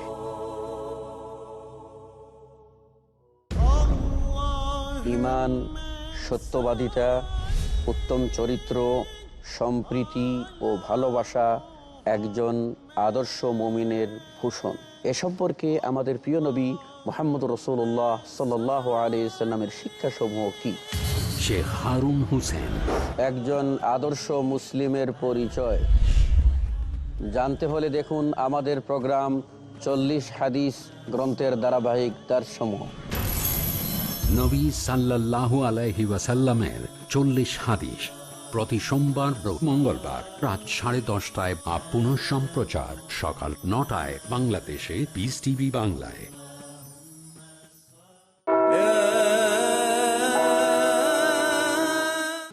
এবারের প্রশ্নটা করা হচ্ছে মহিলাদের মধ্য থেকে প্যাস্টর রুকনির জন্য। যদি যিশুর ক্রুসিফিকশন আর পুনরুত্থানে বিশ্বাস করলেই আমরা পাপ থেকে মুক্ত হতে পারি, আর যিশু যদি মানবজাতির পাপের জন্য মারা যান, তাহলে যিশু খ্রিস্টের আগে যারা ছিলেন তাদের পাপ মুক্তি কিভাবে হবে? এটা খুবই গুরুত্বপূর্ণ ব্যাপার, আর বাইবেলের অনেক জায়গায় এটার উল্লেখ আছে, সেখানে আপনার প্রশ্নের উত্তর পাবেন। ইতিহাসে ক্রসের ব্যাপারটা অনেক জায়গায় আছে। খ্রিস্টানরা যারা যীশু খ্রিস্টের পরে এসেছে তারা যীশুকে বিশ্বাস করে, আর তারা রক্ষা পাবেই, কারণ তারা যীশুকে বিশ্বাস করে। যীশুর আগের বিশ্বাসীরা, ইব্রাহিম এছাড়া আরও যেসব বিখ্যাত মানুষ ছিলেন, তারা বিশ্বাস নিয়ে ভবিষ্যতের দিকে তাকিয়েছিলেন। তারা নবী ছিলেন আর ভবিষ্যতের দিকে তাকিয়েছিলেন যিশু কবে আসবেন সেই দিকে। তারা যিশুকে বিশ্বাস করেছেন, এই জন্য তারা রক্ষা পেয়েছেন। এটা বলা আছে তারা যখন মারা যান তখনও তারা ভবিষ্যতের দিকেই তাকিয়েছিলেন। তারপর যিশু যখন মারা গেলেন তখন তিনি যে কাজটা সেখানে করলেন, তিনি সেখানে গেলেন, সেখানে সব নবীরা ছিলেন আর তাদের মুক্ত করে দিলেন, কারণ তারা বিশ্বাস নিয়ে মরেছিলেন। তারা স্বর্গে যেতে পারছিলেন না, কারণ তখনও তাদের পাপের প্রায়শ্চিত্ত হয়নি। এই নবীদের আত্মা তখন অন্য কোনো আধ্যাত্মিক জায়গায় ছিল। যীশু খ্রিস্ট তখন তাদের কাছে গেলেন, তাদের মুক্ত করলেন। আর যীশু যখন ক্রসে মারা গেলেন, দেখা গেল পুরনো আমলের নবীদের কবরগুলো সব খালি। তাদেরকে জেরুজালেমে দেখা গেল, সবাই নিজের চোখেই দেখেছে। তাহলে আগের লোকজনেরা ভবিষ্যতের খ্রিস্টকে দেখবে, বিশ্বাস নিয়ে, তাহলে রক্ষা পাবে। যিশু তাদের পাপের জন্য প্রায়শ্চিত্ত করবেন। আর বর্তমানের লোকজনেরা, যেমন আমি আর অন্যরা, পেছনে তাকাবো আর যিশুর প্রতি বিশ্বাসী আমাদের রক্ষা করবে। ক্রসের প্রভাবটা সবসময়ই থাকবে। ক্রসটা আসলে চিরস্থায়ী, আগের মানুষের জন্যে, ভবিষ্যতের জন্যে, বর্তমানের জন্যে। ধন্যবাদ। হ্যাঁ ভাই, আমার নাম ফয়জাল ঠাকুর, আমি একজন স্টুডেন্ট। উপরের ঘরে যীশু খ্রিস্ট এসেছিলেন আত্মার রূপ নিয়ে, এতে কি প্রমাণ হয় না তিনি মারা গিয়ে পুনরুত্থিত হয়েছিলেন? ভাই, আপনি প্রশ্ন করলেন যে যীশু খ্রিস্ট নাকি তখন আত্মার রূপ নিয়ে এসেছিলেন সেই উপরের ঘরে। এটাই প্রমাণ করা যে তিনি মারা গিয়ে পুনরুত্থিত হয়েছেন। যে অনুচ্ছেদটার কথা বললেন সেটা গসপেল অফ লুক 24 নম্বর অধ্যায়ের 37 নম্বর অনুচ্ছেদ। এটার কথা আমার লেকচারও আমি বলেছি। বলা আছে যে যিশুর শিষ্যরা তখন ভয় পেয়ে গিয়েছিল। তারা ভেবেছিল যে তিনি একজন আত্মা, ভেবেছিল, তারা মনে করেছিল তিনি আত্মা। এখানে বলা হয়নি যে যীশু খ্রিস্ট আত্মা হয়ে এসেছিলেন। এটা পরিষ্কার করতে পরের অনুচ্ছেদে যিশু বলেছেন, গসপেল অফ লুক 24 নম্বর অধ্যায়ের 39 ও 40 নম্বর অনুচ্ছেদে বলেছেন, তোমরা আমার হাত পা দেখো। এটা তো আমি নিজেই, আমাকে স্পর্শ করে দেখো, কারণ আত্মার রক্তমাংসে শরীর থাকে না। এখানে যিশুর শিষ্যরা তারাই আসলে ভুল ভেবেছিল যে তিনি আত্মা। এই ব্যাপারটা যিশুই পরে পরিষ্কার করে দিলেন যে দেখো, আমার হাত দেখো, আমার পা দেখো, তাহলে তোমরা বুঝতে পারবে যে আমি আত্মা নই। তাহলে এমনকি এই অনুচ্ছেদটা এটাও বলছে যে তিনি মারা যাননি, তিনি তখন মানুষ ছিলেন, অর্থাৎ পুনরুত্থিতও হননি। আশা করি উত্তরটা পেয়েছেন। হ্যাঁ ভাই। গুড ইভিনিং ব্রাদার রুকনি, আমি আপনাকে একটা সহজ প্রশ্ন করব, তবে সেটা টপিকের উপরে না, কারণ আপনিও আসলে টপিকের বাইরে কথা বলেছেন। আমি যতটুকু শুনলাম আপনি আজকে বলেছেন অনেক কথাই, বাইবেল, পলের কথাবার্তা ইত্যাদি, তবে আপনি টপিকের উপরে 5 মিনিটের বেশি বলেননি। আপনি যেসব ব্যাপারে কথা বলেছেন আমি সেগুলোর উপরে প্রশ্ন করব। আপনি বলেছেন মুসা নবী 5টি বই লিখেছেন। এই বইগুলি হলো জেনেসিস, এক্সোডাস, লেভিটিকাস, নাম্বারস এবং ডিউটেরোনমি। এই বইগুলি লিখেছেন মুসা। যদি মুসা এই বইগুলি লিখে থাকেন, তিনি কথা কিভাবে বলেন যে পৃথিবীর কোনো মানুষই জানে না যে মুসা নবীর কবর কোথায় অবস্থিত? তিনি 120 বছর বেঁচে ছিলেন, এটা কিভাবে সম্ভব? তাহলে যে লোক, আর আপনিও জানেন যে বাইবেল প্রথমে কিন্তু ইংরেজি ভাষায় লেখা হয়নি। এখানে প্রথম ভাষাটা ছিল কোনি গ্রিক, আর ছিল অ্যারামাইক, হিব্রু আর অ্যারামাইক। এটা একটা অনুবাদ, পবিত্র বাইবেল একটা অনুবাদ। আর সেখানে আপনারা যা লিখছেন সেটা আসলে আপনি বললেন 2 জন দেবদূত পাথরটা সরানো। এখানে আপনারা বলছেন দেবদূত, তবে অরিজিনালটা গ্রিকে। এই শব্দটা হলো জেন শব্দটা অনুবাদ করেছেন দেবদূত। তারপর শিষ্যদের কথা ধরেন, 12 জন বাদে তাদেরকেও বলছেন শিষ্য। আপনারা আসলে শব্দ নিয়ে খেলছেন। এখন আমাকে বলেন বাইবেলের কোন ভার্সনটা সঠিক? বাইবেলের অনেক ভার্সন আছে, আর বাইবেল আসলে কোন ভাষায় লেখা হয়েছিল? আমার মনে হয় না ভাষাটা ইংরেজি, কারণ তেমন যদি হতো না। আমার প্রশ্নটা শেষ করি। আমার প্রশ্নটা সহজ, প্রশ্নটা আসলে খুবই সহজ, কারণ প্যাস্টার আজকে যে কথাগুলো বললেন তার অনেক কিছুই আমি বুঝিনি। আপনারা নিয়মটা একটু শিথিল করেন প্লিজ। এটা হলো আমার প্রশ্ন। প্রশ্নটা আবারও বলছি, বাইবেল কোন ভাষায় লেখা হয়েছিল? সেটা কি ইংরেজি নাকি অন্য কোনো ভাষা? আর আমি বেঁচে থাকা অবস্থায় আমার মৃত্যুর কথা বইতে লিখেছি, এ ব্যাপারটা আমাকে বুঝিয়ে বলেন।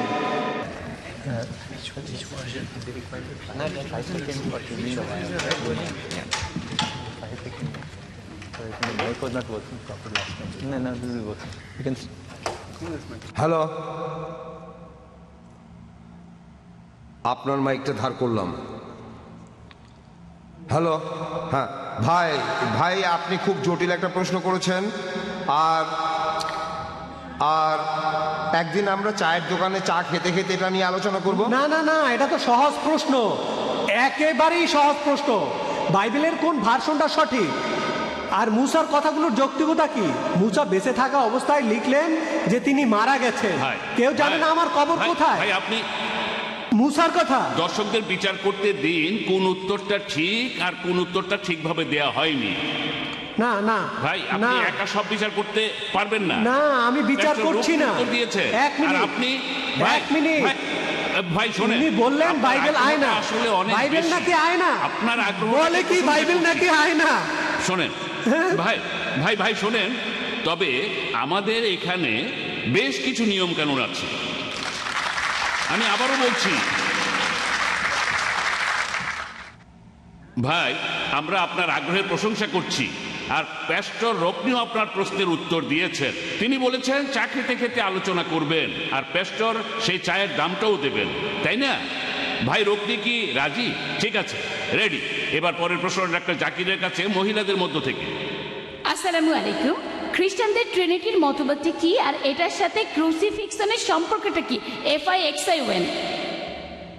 বোন, আপনি খুব সুন্দর প্রশ্ন করলেন যে ট্রিনিটির মতবাদটা আসলে কি, আর ক্রুসিফিকশনের সাথে এর সম্পর্কটা কি, FIXION, এটা বলার জন্য ধন্যবাদ।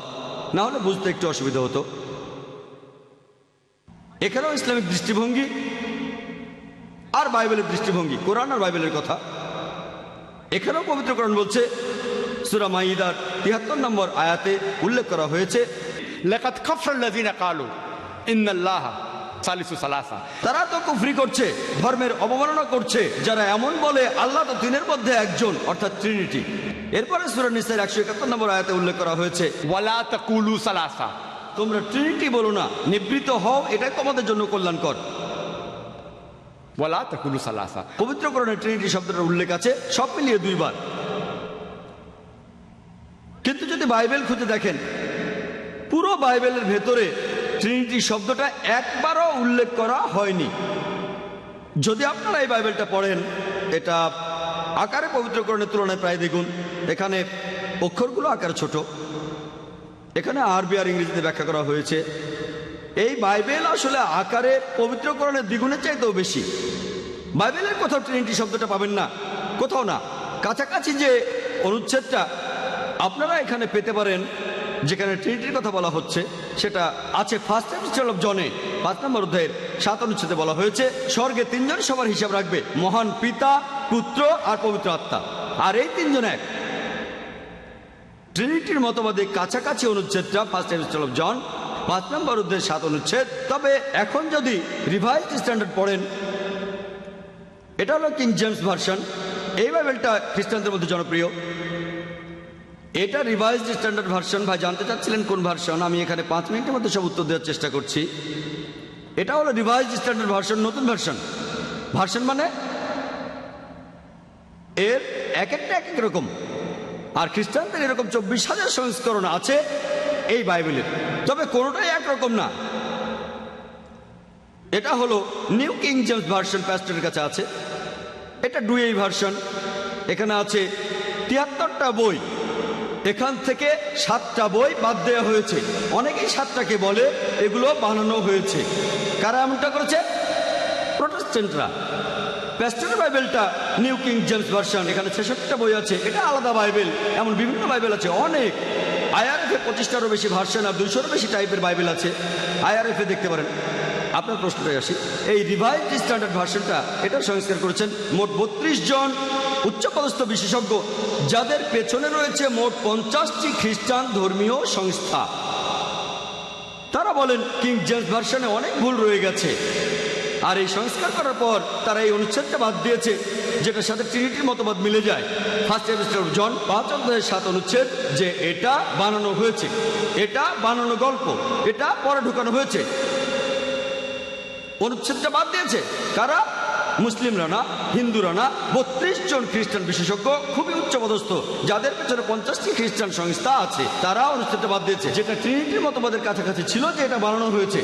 ট্রিনিটি শব্দটা বাইবেলে নেই। যীশু খ্রিস্ট নিজেকে কখনো ঈশ্বর দাবি করেননি।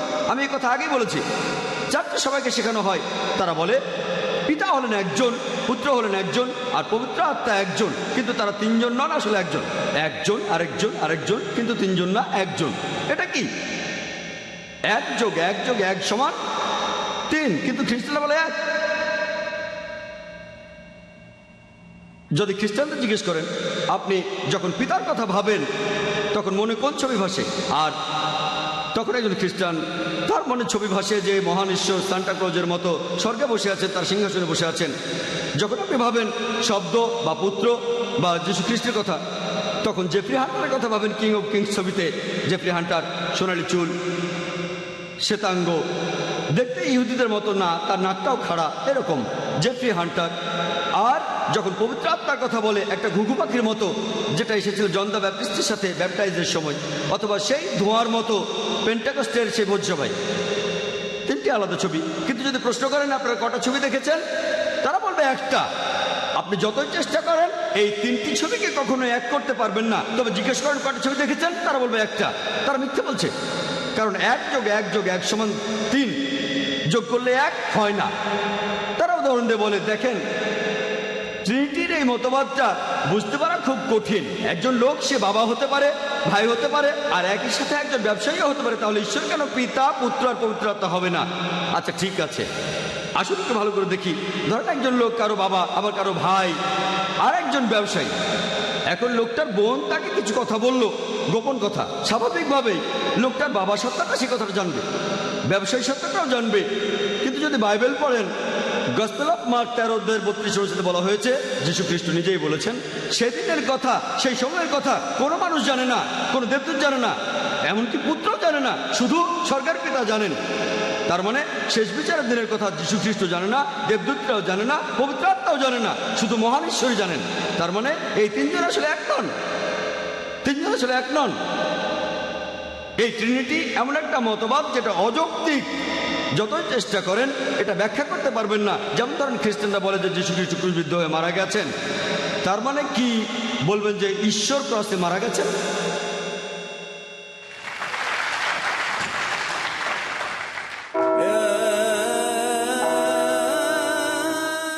আসসালামু আলাইকুম, আমি মোহাম্মদ বদরুদ্দোজা নদভী। আপনারা দেখছেন piece TV Bangla. He faces.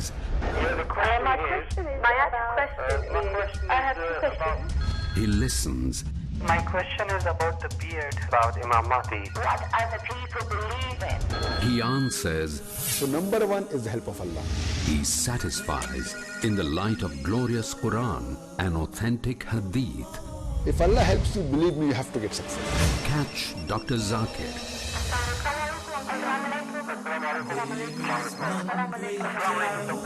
Then we have the next call, please. To get convincing and valid answers, dial করুন ডক্টর জাকিরকে। প্রতি শনিবার রাত 7:30 আর পুনঃ সম্প্রচার সকাল 9:30 বাংলাদেশে, পিস টিভি বাংলায়।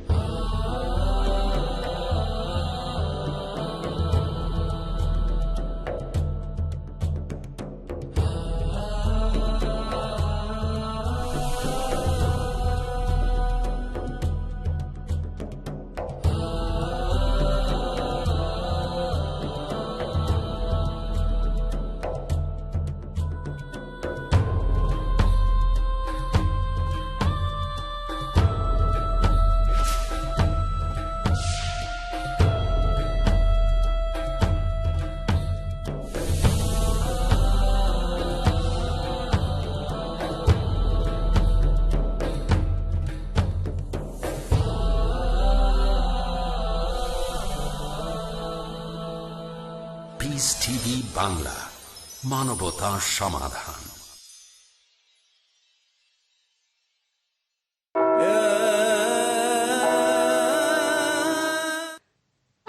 আপনার লেকচারের শুরুতে বললেন যে আমরা মানুষরাই আসলে বিভিন্ন পাপ করে থাকি, ঈশ্বর এগুলো করান না। কিন্তু আদি পাপ সম্পর্কে যে মতবাদ আছে সেটার ব্যাপারে বললেন যে মানুষ পাপের ভেতরে জন্মায়। এই কথা দুটো কি পরস্পর বিরোধী নয়? হ্যাঁ, মানুষ আসলে সবাই পাপী হয়ে জন্মায় না, পাপের প্রকৃতি নিয়ে জন্মায়। ওকে, তার মানে সব মানুষের মধ্যেই পাপ করার প্রবৃত্তিটা রয়েছে। কিন্তু একটা শিশু মারা গেলে কি হবে? সে নিষ্পাপ, সে স্বর্গে যাবে, আমি এটাই বিশ্বাস করি। ওকে, তবে এই শিশু তার বাবা মায়ের পাপের বোঝা বহন করবে না। আর এ ব্যাপারে এ ব্যাপারে ডক্টর জাকির বাইবেলের উদ্ধৃতি দিলেন, ঠিকই বলেছেন তিনি, পুত্র তার পিতার পাপের বোঝা নেবে না। এখানে পাপ আর নরকের শাস্তি ভোগের কথা বলা হচ্ছে। ওকে, তাহলে পাপের প্রবৃত্তি এটা পেয়েছি আদি পিতা আদমের কাছ থেকে। পাপ করি কারণ আমি একজন পাপী, বুঝলেন? পাপী মানে পাপের প্রবৃত্তি আছে, এটা উত্তরাধিকার হিসাবে পেয়েছি। ওকে, এটা আসলে পাপই নয়। যখন মানুষ পাপ করে সে তখন শুধু নিজের ক্ষতি করে। তাহলে আপনার সমস্যার সমাধানটা হলো অন্য ব্যাপারটা, মানুষের উপর অভিশাপ পড়তে পারে। এখানে পাপ আছে আর অভিশাপও আছে, এটা নিয়ে কিছু বলার দরকার নেই। আমি আমার বাবার পাপের বোঝা বইব না, আমার উপরে অভিশাপ আছে। আপনারাও এই ব্যাপারটা বুঝতে পারবেন। আমার বাবা অনেক ভুল করেছেন, তবে ঈশ্বরের দয়ায় তিনি বিশ্বাসী হয়ে মারা গেছেন। তবে আমি এখনো ভুগি, কারণ তিনি অনেক ভুল করেছিলেন। উত্তরাধিকার হিসেবে তবে তবে তবে আমি তার পাপের বোঝা বহন করছি না, এমনটা নয়। আমি আমার বাবার পাপের বোঝা বহন করছি না। ওকে, তিনি অনেক কাজই করেছিলেন যেগুলো পাপ। আর দেখি যে আজকে আমি অনেক ধরনের বাধা বিপত্তির মুখোমুখি হই, এটা অভিশাপ। আসলে অভিশাপ, পাপ আর অভিশাপকে আলাদা করবেন। পাপ আর অভিশাপ আসলে আলাদা। অভিশাপ একটা ক্ষতি, যেটা হলো এই পাপের ফলাফল। অভিশাপ হলো পাপের কারণে ক্ষতি। ওকে, তাহলে যিশু আমার জীবনে দুইটি কাজ করতে পারেন। এক নম্বর,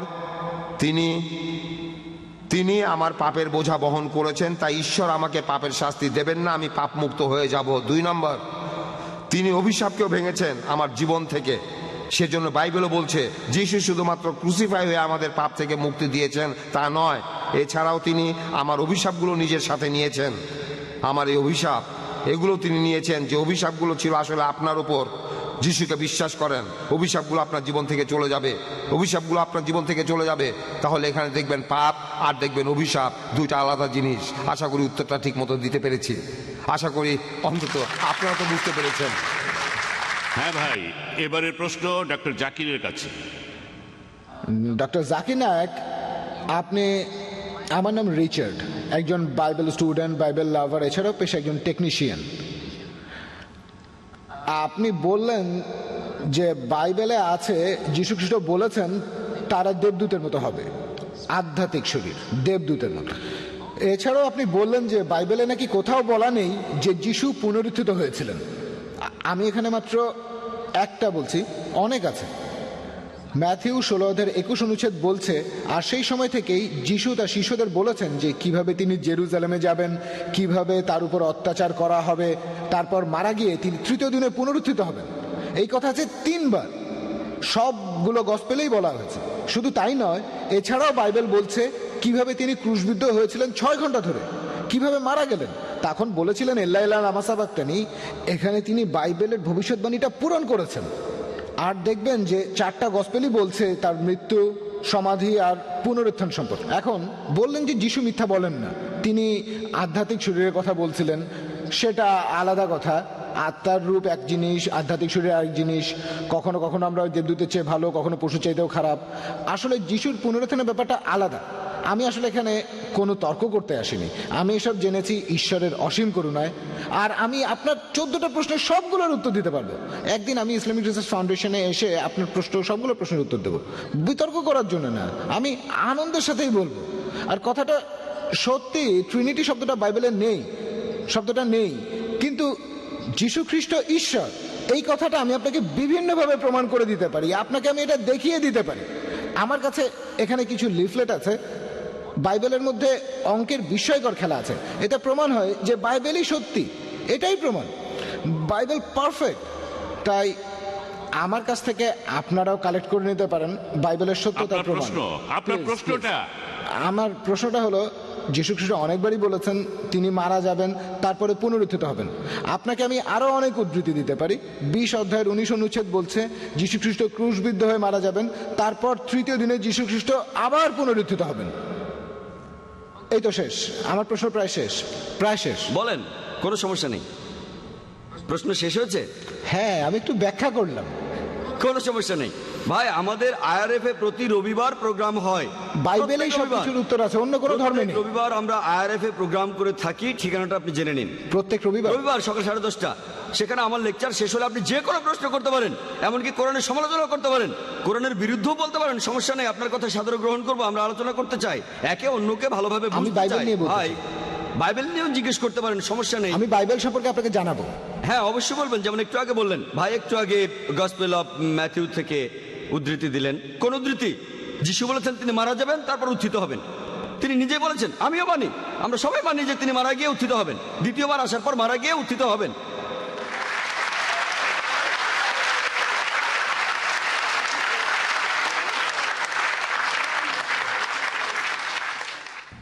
আর দ্বিতীয়বার আসার পর পুনরুত্থান, যেটার কথা কোরআন ও বাইবেলে বলা আছে, সেটাই হবে সত্যিকার পুনরুত্থান, সত্যিকার মৃত্যু, সত্যিকার পুনরুত্থান। আপনি যেটা বলছেন যিশু ক্রুশবিদ্ধ হওয়ার পর মারা গেলেন, আপনি যেটা বলছেন সেটা লোক মুখে শোনে, চোখে দেখা না।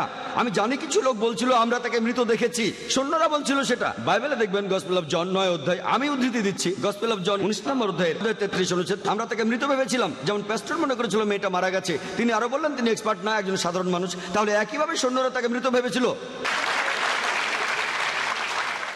এখন চিকিৎসা বিজ্ঞানে দেখেন, ডাক্তারদের স্টেথোস্কোপ লাগে নারীর স্পন্দন বোঝার জন্য, এছাড়া বিভিন্ন machine, ECG, EEG, heartbeat, brain, তারপর ডাক্তাররা ভুল করে। এই পেপার কাটিং গুলো দেখেন, এগুলো নিউজ আর্টিকেল। একজন লোক 3 ঘন্টা মৃত ছিল, তারপর আবার জীবিত হয়েছে 3 দিন। অনেক, এটা দক্ষিণ আফ্রিকায়, ফিলিপিন্সে অনেক কেস আছে। ডাক্তার পরীক্ষা করেছে যন্ত্রপাতি দিয়ে, এখানে সাধারণ সৈন্যরা পরীক্ষা করে বলছে, তার মানে এনা তিনি মৃত। আগে আমার উত্তরটা শোনেন, তারপর লাইনের পেছনে গিয়ে আরেকটা প্রশ্ন করবেন, অথবা রবিবার আইআরএফ এ আসবেন। তাহলে এই কথাগুলো লোকমুখে শোনা, তিনি আসলে মারা গিয়েছিলেন কিনা প্রমাণ দিয়েছি 14টা পয়েন্ট। আপনি বললেন সবগুলোর উত্তর দিতে পারবেন, কিন্তু একটার উত্তর দেননি। তিনি ছিলেন জীবিত। তার মানে তিনি পুনরুত্থিত হননি। তিনি একদিন পুনরুত্থিত হবেন, আমিও মানি, প্রত্যেক মুসলমানই মানে। দ্বিতীয়বার যখন তিনি আসবেন, সেবার পুনরুত্থিত হবেন। আর পবিত্র কোরআন বলছে, সূরা মাইদার 116 ও 117 নম্বর আয়াতে উল্লেখ আছে, যিশু বলেছেন যে হে আল্লাহ, তুমি এখানে সাক্ষী, আমি তাদের কখনোই বলিনি আমার উপাসনা করো বা আমি আল্লাহ, বরং আমি বলেছি আল্লাহর ইবাদত করো, রাব্বি ওয়া রাব্বুকুম, তিনি আমাদের সকলের প্রভু। যিশু খ্রিস্ট সেটাই প্রচার করেছেন যেভাবে আল্লাহ তাআলা নির্দেশ দিয়েছেন। তিনি বলেছেন তোমরা শুধু এক আল্লাহর ইবাদত করবে, নিজেকে তিনি আল্লাহ বলেননি। আমি এই কথা আগেও বলেছি, গোটা বাইবেলে স্পষ্ট করে আপনি কিছুই পাবেন না। আপনি বললেন বাইবেলে নাকি এমন কথা আছে, যিশু বলেছেন তিনি ঈশ্বর। গোটা বাইবেলে স্পষ্ট করে বলা আছে, এমন কথা কোথাও পাবেন না যেখানে যিশু তার নিজের মুখে নিজেকে ঈশ্বর দাবি করেছেন আর বলেছেন আমার উপাসনা করো। হ্যাঁ, তিনি আবার আসবেন। কি জন্য? কোরআন বলছে, সূরা নিসার 158 নম্বর আয়াতে উল্লেখ করা হয়েছে যে আল্লাহ সুবহানাহু ওয়া তাআলা তাকে নিজের কাছে তুলে নিয়েছেন, তাকে জীবন্ত তুলে নিয়েছেন। কি জন্য? দ্বিতীয়বার আসার পর তিনি আমাদের নতুন কিছু শেখাবেন না। পবিত্র কোরআনের সূরা মাইদা 3 নম্বর আয়াতে আছে, আজ তোমাদের দিনকে পূর্ণাঙ্গ করলাম, ইসলামকে তোমাদের দিন করলাম, তোমাদের জন্য বিশ্বাস পূর্ণাঙ্গ করলাম। নতুন কিছু তিনি শেখাবেন না। তিনি দ্বিতীয়বার পৃথিবীতে এসে মুসলিমদের নতুন করে কিছু শেখাবেন না। তিনি দ্বিতীয়বার পৃথিবীতে এসে সাক্ষ্য দেবেন যে আমি নিজেকে ঈশ্বর দাবি করিনি, বলিনি যে তোমরা আমার উপাসনা করো। এ কথাটা গসপেলেও বলা হয়েছে, দ্বিতীয়বার আসার পরে লোকজন সবাই বলবে হে প্রভু, আমরা কি আপনার নামে সব অলৌকিক কাজ করিনি? যিশু তখন তাদের বলবেন তোমরা অন্যায়কারী, তোমরা পাপী, তোমরা এখান থেকে চলে যাও, আমি তোমাদের চিনি না। তিনি এ কথা কাদের বলবেন? মুসলিমদের, হিন্দুদের, খ্রিস্টানদের। তোমরা আমার নামে অলৌকিক কাজ করেছো, তোমরা এখান থেকে চলে যাও, আমি তোমাদের কাউকে চিনি না। যিশু খ্রিস্ট দ্বিতীয়বার যখন আসবেন, সেই সময় পবিত্র কোরআনের সূরা ইমরানের 185 নম্বর আয়াতে উল্লেখ করা হয়েছে, কুল্লু নাফসিন যায়কাতুল মউত, জীবমাত্রায় মৃত্যু স্বাদ গ্রহণ করিবে। যিশু মারা যাবেন সাধারণ মানুষের মতোই, তারপর ইনশাআল্লাহ পুনরুত্থিত হবেন তিনি। আমরাও অপেক্ষা করছি রোজ কিয়ামতের আগে যিশু এই পৃথিবীতে আসবেন। আশা করি উত্তরটা পেয়েছেন। হ্যাঁ ভাই, আমার প্রশ্নটা প্যাস্টরের কাছে। মুসলিমরা বেহেশতে যেতে চাইলে তাদের বেশ কিছু শর্ত পূরণ করতে হবে। আজকে আপনার লেকচারে যেটা শুনলাম আর আমার প্রতিবেশীদের কাছ থেকে যা শুনেছি যে খ্রিস্টান ধর্ম বলে যে খ্রিস্টানরা পাপমুক্ত মানে যীশু খ্রিস্ট নাকি মানব জাতির সবার পাপের বোঝা মাথায় নিয়ে ক্রুশবিদ্ধ হয়ে মারা গিয়েছিলেন। তাহলে তার মানে যদি আজকে কেউ মেনে নেয় যে যীশু খ্রিস্ট ক্রুশবিদ্ধ হয়ে মারা গেছেন মানব জাতির সবার পাপের জন্য, তার মানে কি এই সেই লোকের পাপ অতীত আর ভবিষ্যতের সব মুছে গেল আর সে স্বর্গে যেতে পারবে? হ্যাঁ, বাইবেলে এই কথা লেখা আছে, যদি যিশুকে বিশ্বাস করেন, তার মানে যিশু খ্রিস্টের কথার কাজে বিশ্বাস করা, বিশ্বাসটাকে মুখের কথায় মেনে নেন, তার মানে নিজের মুখে কথা বলেন, যিশুকে গ্রহণ করেন আপনার অন্তর থেকে, তারপর আপনি পাপ থেকে মুক্ত হবেন। তখন আপনার নিয়তিও বদলে যাবে। এখানে আমি ব্যাপারটাকে যেভাবে বুঝি, আপনার নিয়তি বদলে যাবে, আপনি সেই মুহূর্তে স্বর্গে চলে যাবেন না। আরেকটা প্রশ্ন এটার সূত্র ধরেই, তাহলে তার মানে আমি বাইবেল পড়লাম, বাইবেলের প্রত্যেকটা কথাই বিশ্বাস করলাম, মানলাম যীশুখ্রিস্ট মারা গেছেন ক্রুশবিদ্ধ হয়ে, তার পরের দিন হয়ে গেলাম ধর্ষণকারী অথবা সন্ত্রাসী, আর মানুষ খুন করে বেড়াতে লাগলাম, তারপরও কি আমি স্বর্গে যেতে পারবো? এখানে আসলে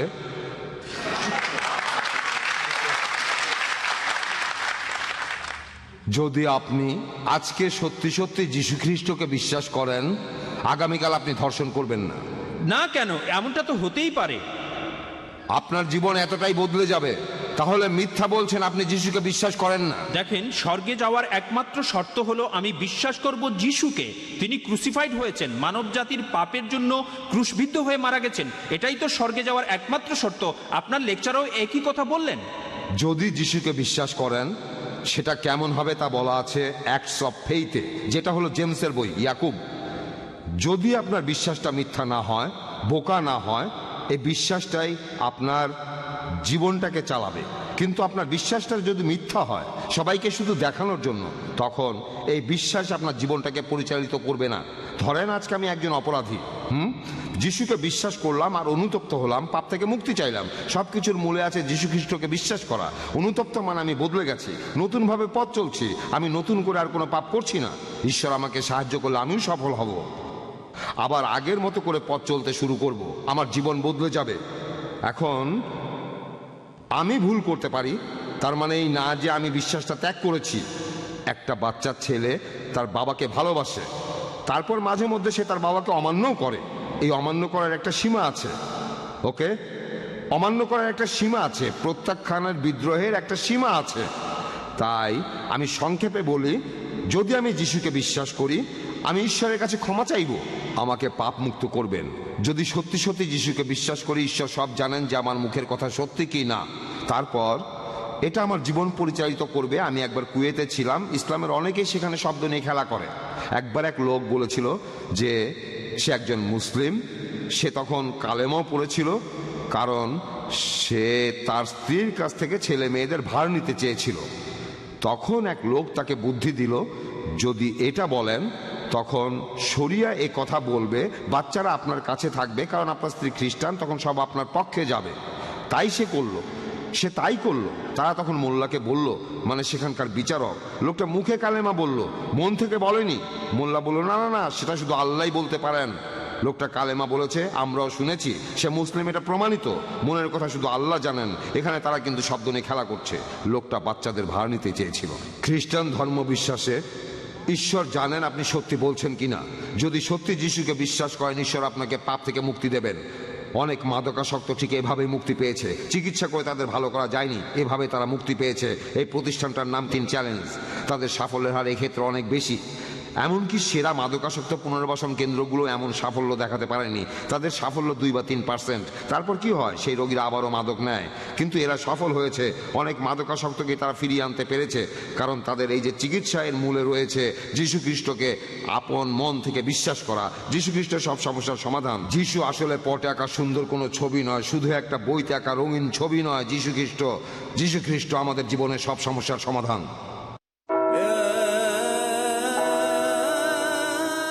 ফিল্টার করলে পানি বিশুদ্ধ হয়, ডায়ালাইসিস করলে রক্ত বিশুদ্ধ হয়, তাপ দিলে সোনা বিশুদ্ধ হয়। আমাদের কষ্টার্জিত টাকা কিভাবে বিশুদ্ধ হবে? আল্লাহ সুবহানাহু ওয়া তাআলা পবিত্র কোরআনে অনেকবার এই কথা বলেছেন, আকিমুস সালাত ওয়া আতুজ যাকাত, অর্থাৎ তোমরা নামাজ আদায় করো এবং যাকাত দাও। যাকাত দিয়ে সম্পদকে বিশুদ্ধ করুন।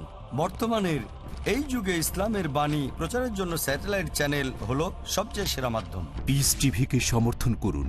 ডোনেশন এবং জাকাত পাঠানোর ঠিকানা IRFI, Al Rayan bank, quadrant code 48 Calthorpe road, Birmingham, UK। Post code B151TH। Pound account number 011323001। Euro account number 011-32302, US dollar account number 011-32303, short code 300083, Swift BIC code IBO BZB22, IBAN GB52 LOYD 30963401 024192। টেলিফোনে টাকা ট্রান্সফারের জন্য call করুন 442082424321। টাকা পাঠিয়ে আমাদের email করুন admin@peacetv.tv। আপনার দায়িত্ব পালন করে পুরস্কার নিশ্চিত করুন। যাকাত দিয়ে এই দায়িত্ব পূরণ করুন। Piece TV.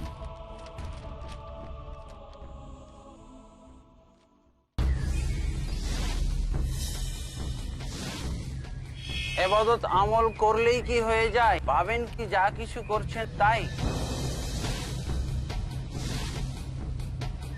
অবশ্যই নয়, যতক্ষণ না আমল এবাদত কবুল ও সংরক্ষণের শর্ত পূর্ণ হয়। জানতে হলে দেখুন আমার আলোচনা একমাত্র পিস টিভি বাংলায়।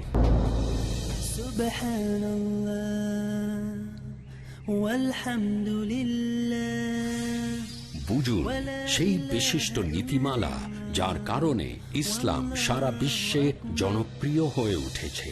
দেখুন ইসলামের মৌলিক জ্ঞান প্রতি শনিবার রাত 8:30টায় বা পুনঃ সম্প্রচার সকাল 7টায় বাংলাদেশে পিস টিভি বাংলায়। ঈমান, সত্যবাদিতা, উত্তম চরিত্র, সম্প্রীতি ও ভালোবাসা একজন আদর্শ মুমিনের ভূষণ। এ সম্পর্কে আমাদের প্রিয় নবী মুহাম্মদ রাসূলুল্লাহ সাল্লাল্লাহু আলাইহি সাল্লামের শিক্ষাসমূহ কি? শেখ হারুন হোসেন। একজন আদর্শ মুসলিমের পরিচয় জানতে হলে দেখুন আমাদের প্রোগ্রাম 40 হাদিস গ্রন্থের ধারাবাহিক দার্সসমূহ। নবী সাল্লাল্লাহু আলাইহি ওয়াসাল্লামের 40 হাদিস প্রতি সোমবার ও মঙ্গলবার রাত 10:30টায় বা পুনঃ সম্প্রচার সকাল 9টায় বাংলাদেশে পিস টিভি বাংলায়।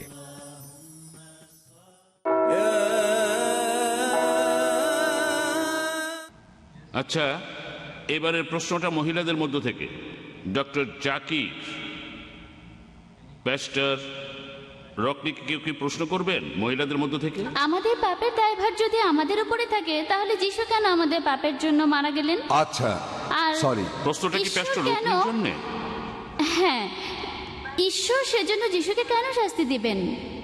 যদি আমাদের পাপের দায় আমাদের উপরেই থাকে তাহলে যিশু কেন আমাদের জন্য মারা গেলেন? আর দ্বিতীয় প্রশ্নটা সেটা কি? আমাদের জন্য ঈশ্বর কেন যিশুকে শাস্তি দিবেন? আচ্ছা, আইন বলতো আমরা সবাই পাপী। এই আইনটা ছিল যিশুর আগে। সেখানে মানুষের কাছে ঈশ্বর কি চান সেটা বলা আছে। সেখানেই আসলে বলা হয়েছে যে আমরা কতটা পাপী। ওকে, তাহলে এই পাপ থেকে কোনো মুক্তি নেই। সব মানুষেরই একই অবস্থা, কোনো মুক্তি নেই। আর মুসার আইন নিশ্চিত করে বলছে পাপ থেকে মুক্তি নেই, তোমরা যতই চেষ্টা করো সফল হবে না। তারপর যিশু আসলেন এই চক্রটা ভেঙে দিতে। ওকে, আমি আমার লেকচারে আগেও বলেছি, যদি আমার কোনো বন্ধু আমার পাপের জন্য মারা যায় তার মৃত্যুটা ঈশ্বরের কাছে কোনো গুরুত্বই পাবে না, কারণ সে শুধু নিজের কাজের জন্য দায়ী। তবে যিশু খ্রিস্ট একেবারেই আলাদা। যিশু এমন একজন মানুষ যিনি কখনোই মরতে পারেন না। ঈশ্বর এখানে মানুষের রূপ নিয়েছেন নিজের ঐশ্বরিক ক্ষমতাগুলোকে বাদ দিয়ে। ওকে, তিনি মানুষ হিসেবেই ছিলেন। এখানে পাপ আর বিচারের কথা যদি বলি, তিনি কখনোই মরতে পারেন না।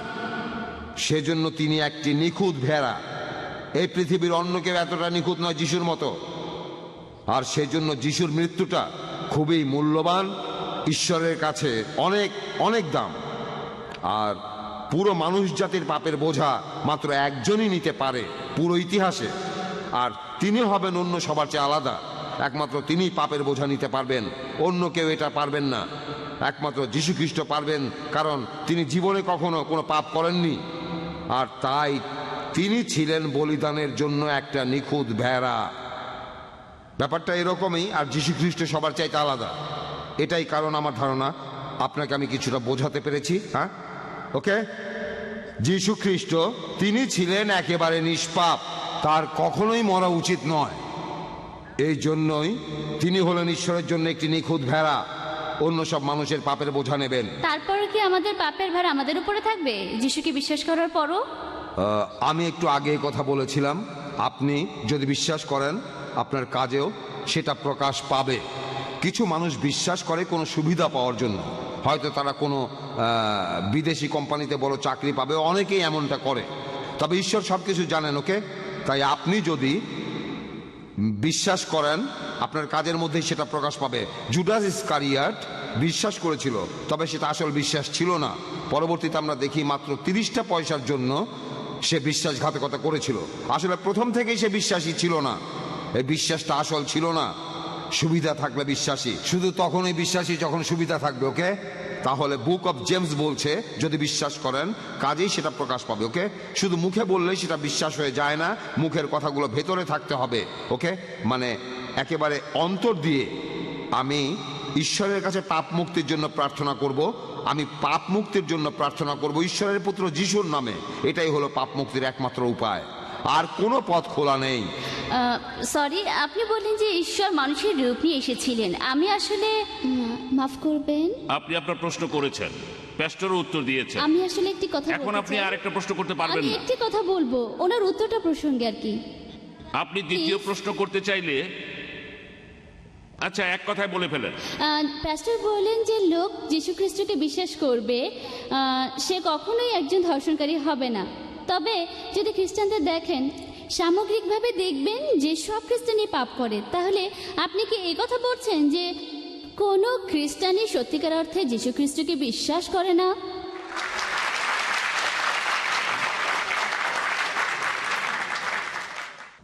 আপনি অবিশ্বাসী খ্রিস্টানদের কথা বলছেন। অনেক লোকই সমাজে খ্রিস্টান বলে পরিচিত, অনেক লোকের উপরে খ্রিস্টান লেভেলটা রয়েছে, তারা অনেক অন্যায় করছে। এমনকি ব্রিটিশরা যখন ইন্ডিয়ায় ছিল, এটা আমার মনে হয় আপনার যদি খারাপ লাগে তাহলে আমি দুঃখিত, তারা ইন্ডিয়ায় যিশুকে ঠিকভাবে তুলে ধরেনি, চালু করেছে খ্রিস্টান নাম। যেমন ধরেন আমার নাম ছিল শর্মা, নাম হয়ে যাবে টনি বা জনি। যদি আমি খ্রিস্টান হই, আমার মন কিন্তু বদলায়নি, খোলসটা বদলেছে। এগুলো যীশু খ্রিস্টের বিশ্বাসীদের বৈশিষ্ট্য নয়। আমি আমার লেকচারে এই কথাটা আগেও বলেছি, আপনারা বিশ্বাসী খ্রিস্টান দেখবেন, ট্র্যাডিশনাল খ্রিস্টানও দেখবেন, সবাই মিশে গেছে। এই ট্র্যাডিশনাল খ্রিস্টানদের দেখেই আপনার মধ্যে এই ভুল ধারণাগুলো হচ্ছে। আপনি যে খ্রিস্টানদের কথা বলছেন তারা ট্র্যাডিশনাল, তারা অনেক আলাদা। খ্রিস্টানরা আমরা মূর্তি পূজা করি না, আমরা কোনো ছবি রেখে নতজানু হই না। প্যাস্টরকেও জিজ্ঞাসা করেন, মূর্তি পূজা করি না। তবে আগে আমি এমনটা করতাম, তারপর আমি বাইবেল আর তাওরাত পড়লাম, তখন এটা বন্ধ করলাম। আমি জানতাম না, আমি আগে মূর্তি পূজা করতাম, আমি প্রার্থনা করতাম মৃত আত্মার কাছে। ঈশ্বর এগুলো করতে নিষেধ করেছেন, আমি জানতাম না, কিন্তু আমিও খ্রিস্টানই ছিলাম, আমাকেও তখন খ্রিস্টান বলা হতো। আমি মহান ঈশ্বরকে বাদ দিয়ে মানুষের কাছে প্রার্থনা করতাম, মেডিয়েটরে মেডিয়েটরে মেডিয়েটরে মেডিয়েটরে মেডিয়েটরে ইত্যাদি ইত্যাদি। একমাত্র ঈশ্বরই ক্ষমা করতে পারেন। আর আপনি সেই খ্রিস্টানদের কথা বলছেন যাদের একটা লেভেল আছে। আমি বলছি বিশ্বাসী খ্রিস্টানদের কথা, আমি বাইবেলে বিশ্বাসীদের কথা বলছি, যে খ্রিস্টানরা বাইবেল বিশ্বাস করে, তারা খুবই ভালো খ্রিস্টান। আমি সেই খ্রিস্টানদের কথা বলছি, ওকে? তাহলে আপনি সত্যিকারের খ্রিস্টানদের দেখেননি, দেখেছেন যাদের লেভেল আছে, তাদের নামগুলো পশ্চিমা নামগুলোর মতো। আপনি বললেন যে পবিত্র বাইবেলে কথা লেখা আছে যে যখন যিশু ফিরে আসলেন তার শিষ্যরা যিশুকে দেখে ভয় পেয়ে গিয়েছিল। তিনি তো মারাই যাননি, তাহলে ভয় পাবে কেন?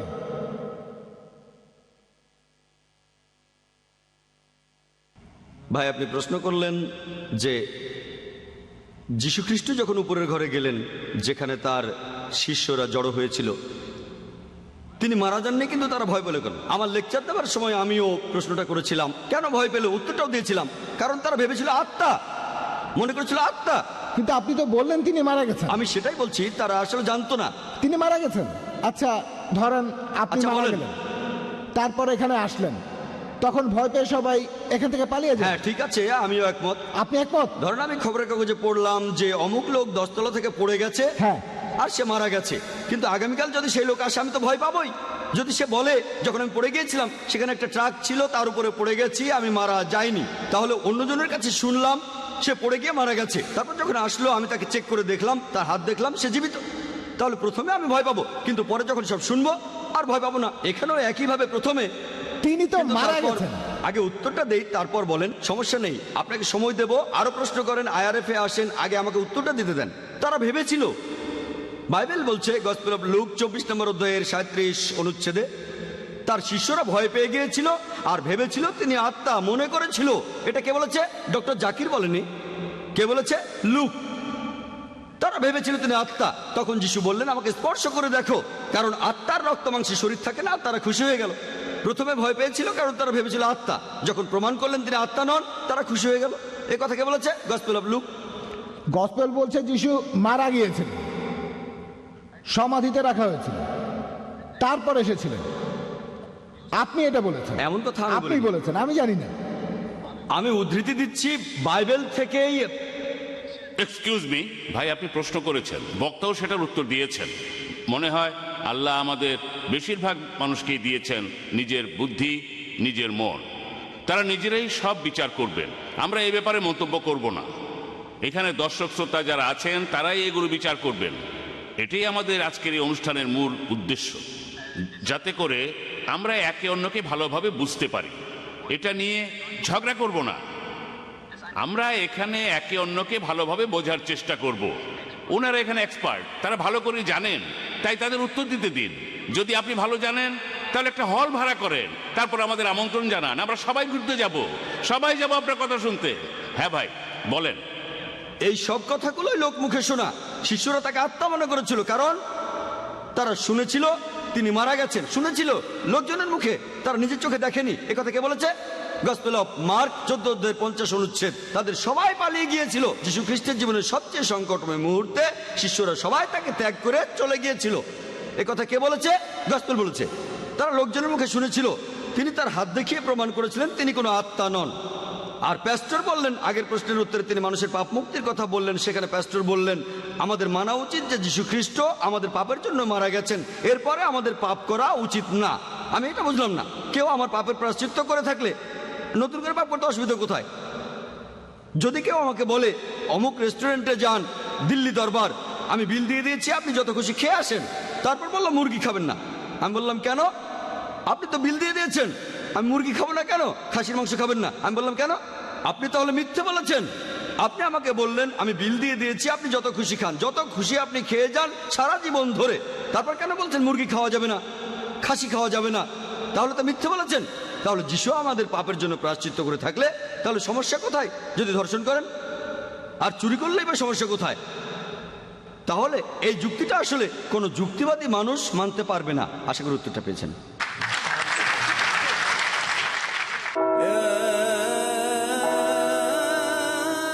আসসালামু আলাইকুম ওয়া রাহমাতুল্লাহ। আমি মোহাম্মদ হাশিম মাদানী, আর আপনারা দেখছেন পিস টিভি বাংলা।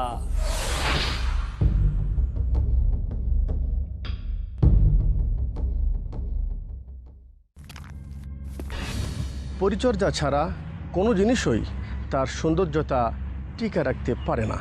ঠিক তেমনই ঈমান ও আমলের পরিচর্যা ছাড়া একজন মুমিনও তার লক্ষ্য উদ্দেশ্যে বুঝতে পারে না। শাইখ আখতার মাদানী। আসুন রসুল সাল্লাল্লাহু আলাইহি সাল্লামের রেখে যাওয়া বাণী শ্রবণের মাধ্যমে নিজের ঈমান তাজা করুন এবং রিয়াদুস সালেহিনের দর্শে আমার সাথে থাকুন। দেখুন রিয়াজুস সালেহীন কাল সন্ধ্যা 6টায় বা পুনঃ সম্প্রচার দুপুর 12টায় বাংলাদেশে পিস টিভি বাংলায়।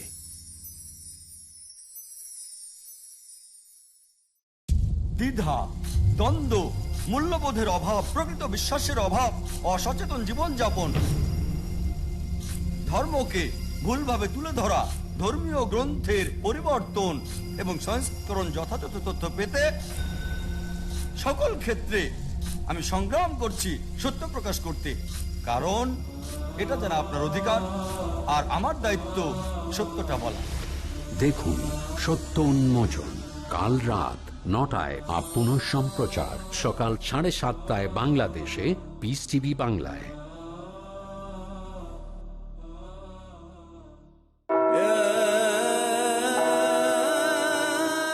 হ্যাঁ ভাই, এই প্রশ্নটার পরে মাইক থেকে আরেকটা প্রশ্ন হবে। আমার প্রশ্নটা রুকনির কাছে। আমরা সবাই জানি যে প্রত্যেক দেশে একটা ফৌজদারি আইন আছে, আর কেউ যদি কোনো অন্যায় করে তাকে সেই ফৌজদারি আইন অনুযায়ী শাস্তি দেয়া হয়। তবে এত কিছুর পরেও যদি খবরের কাগজ পড়েন সেখানে দেখবেন হাজার হাজার খুন, ধর্ষণ আর পুরো পৃথিবীটা জুড়েই এমন অপরাধ চলছে। ধরেন আপনি আপনার লেকচারে যে কথাগুলো বললেন লেকচারের শুরুতে, যে যীশু খ্রিস্ট ক্রুসিফাইড হয়েছিলেন, নিজের পাপের জন্য তিনি এই শাস্তি পাননি, বরং ক্রুসিফাইড হয়েছিলেন মানব জাতির সবার পাপের প্রায়শ্চিত্তের জন্য, মানে খ্রিস্টানদের পাপের জন্য। যদি আপনি বিশ্বাস করেন যীশু খ্রিস্টানদের জন্য ক্রুসিফাইড হয়েছেন, তাহলে আমাদের এই পৃথিবীর অবস্থাটা কি হবে? ঠিক আছে, শেষ হয়েছে। বাইবেলে বলা আছে যিশু মারা গিয়েছেন পৃথিবীর সব মানুষের পাপের বোঝা নিয়ে। যে লোক যিশুকে বিশ্বাস করে সে পাপ থেকে মুক্ত হবে। এই বিশ্বাসটা আসলে আপনার জন্য, পৃথিবীর সব মানুষের জন্য। তাহলে তখন পরিস্থিতি নিয়ন্ত্রণ করবে কে? সবাই যদি এটা বিশ্বাস করে, হ্যাঁ, আপনাকে আজ এখানে খুন করতে পারি, হ্যাঁ, আর কালকে আমি আদালতে গিয়ে বলবো আমার পাপের জন্য যিশু ক্রুসিফাইড হয়েছেন, আমার বিচার করতে পারবেন না। হ্যাঁ, এটা কি কাগজে লিখে দিতে পারবেন যে এই লোকের বিচার করা যাবে না, এর জন্য যিশুকে ক্রুসিফাইড করা হয়েছে? এই প্রশ্নটার উত্তর আমি আগেও দিয়েছিলাম। বুক অফ জেমসে আছে, আরবিতে ইয়াকুব বলছেন, যদি সত্যি বিশ্বাস করেন আমাকে খুন করবেন না। আপনি খুন করবেন না, এটা লিখে দেন, যদি মিস্টার ইফতেখার আজকে আমাকে খুন করে আর এজন্য কোনো আদালতে তার বিচার করা যাবে না, লিখে দিতে পারবেন? হ্যাঁ, এই কথাটা লিখে দিতে পারবেন? এক মিনিট, আমি কালকেই বিশ্বাস করব যে যীশু খ্রিস্ট আমাদের জন্য ক্রুসে মারা গিয়েছেন, কালকেই বিশ্বাস করব, আমি একজন খ্রিস্টান হয়ে যাব। দেখেন এই দুইটা ব্যাপার আলাদা। আগেও বলেছি পাপ আর পাপের ক্ষতি আলাদা। ওকে, পাপ জিনিসটা হলো আলাদা। আপনাকে একটা সহজ কথা দেখেন, শোনেন, আপনি তো একজন বিশ্বাসী, আপনি খ্রিস্টান ধর্মে বিশ্বাস করেন, একজন খ্রিস্টান। হ্যাঁ, আজকে সকালে আমার মেয়েকে বলেছিলাম তুমি 1 থেকে শুরু করে 20 ঘরের নামটা একেবারে সব মুখস্থ করে ফেলবে, মুখস্থ করো, আমি সন্ধ্যা এসে শুনবো। শুধু আমাকে খুশি করার জন্য সে সব মুখস্থ করেছে, সবগুলো মুখস্থ করে আমাকে সন্ধ্যায় শুনিয়েছে। ডাক্তার জাকির নায়েক খ্রিস্টান নন, একজন মুসলমান, কিন্তু তিনি প্রত্যেকটা বাইবেল থেকে উদ্ধৃতি দিতে পারেন, যে কোনো বাইবেল। হ্যাঁ, আপনি একজন বিশ্বাসী, বলেছেন যে আমি বিশ্বাসী, যিশুকে ভালোবাসি, কিন্তু বাইবেল থেকে একটা উদ্ধৃতি দিতে পারেন না। Brother, you have to put...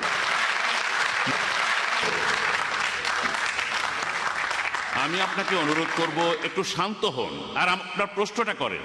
দয়া করে মন্তব্য করবেন না যে বক্তারা কি জানেন বা জানেন না। আচ্ছা, আপনি আপনার প্রশ্নটা করেছেন, এবার উত্তরটা শুনুন। আমি এই কথা আগেও বলেছি, একটা জিনিস হলো পাপ, আরেকটা হলো পাপের ফলাফল। ওকে, যেমন ধরেন একজন খুব গরিব লোক, তার কাছে খুব অল্প খাবার ছিল, আমি একজন চোর, খাবারটা চুরি করলাম আর লোকটা না খেতে পেয়ে মারা গেল। ওকে, এর কয়েকদিন পর একজন ধার্মিক লোক আমাকে বলল তুমি চুরি করেছো, এটা করা উচিত নয়। তখন আমি বুঝলাম যে এমন অপরাধ করে ফেলেছি যেটার ক্ষতিপূরণ নেই, আমার অপরাধের কারণে একজন মানুষ মারা গেছে। তবে সেই লোক বললেন তোমার মুক্তির জন্য আমি যিশুর কাছে প্রার্থনা করেছি, তারপর আমার নিয়তি বদলে গেল। আমার নিয়তি যে বদলালো এটাই হলো বাস্তব। বাইবেলেও এই কথাই বলা হয়েছে, ঈশ্বরও এই কথাই বলছেন। এই ক্ষতিপূরণ কি করে করতে পারি? আমি একজনকে মেরে ফেলেছি, তার খাবার চুরি করেছি, এর উত্তর হলো না, পুলিশ আমাকে অ্যারেস্ট করবে, তারপর সেই দেশের আইন অনুযায়ী আমার ফাঁসি হয়ে যেতে পারে। হ্যাঁ, আমি যে অপরাধ করেছি তার ফলাফলগুলো আমাকে মেনে নিতেই হবে, কিন্তু আমার আত্মা নিরাপদ, কারণ আমার নিয়তি বদলে গেছে। ঈশ্বর আমাকে সব পাপ থেকে মুক্তি দিয়েছেন। কিন্তু যে ক্ষতি আমি করেছি সেটা বেশ বড় ক্ষতি, আর সেটার মূল্য এই পৃথিবীতেই আমাকে দিয়ে যেতে হবে। অনেক পাপ, সেগুলো এত গুরুতর, সেগুলোর ক্ষতিপূরণ হয় না যদি আমি খ্রিস্টান হই। আরেকটা ঘটনা দেখেন, আমি ছোট পাপ করলাম, ধরেন সাজির সাথে প্রতারণা করলাম, তারপরে আমার অনুতাপ হতে লাগলো, ঈশ্বর আমাকে ক্ষমা করো, আমি সাজিকে ঠকিয়েছি।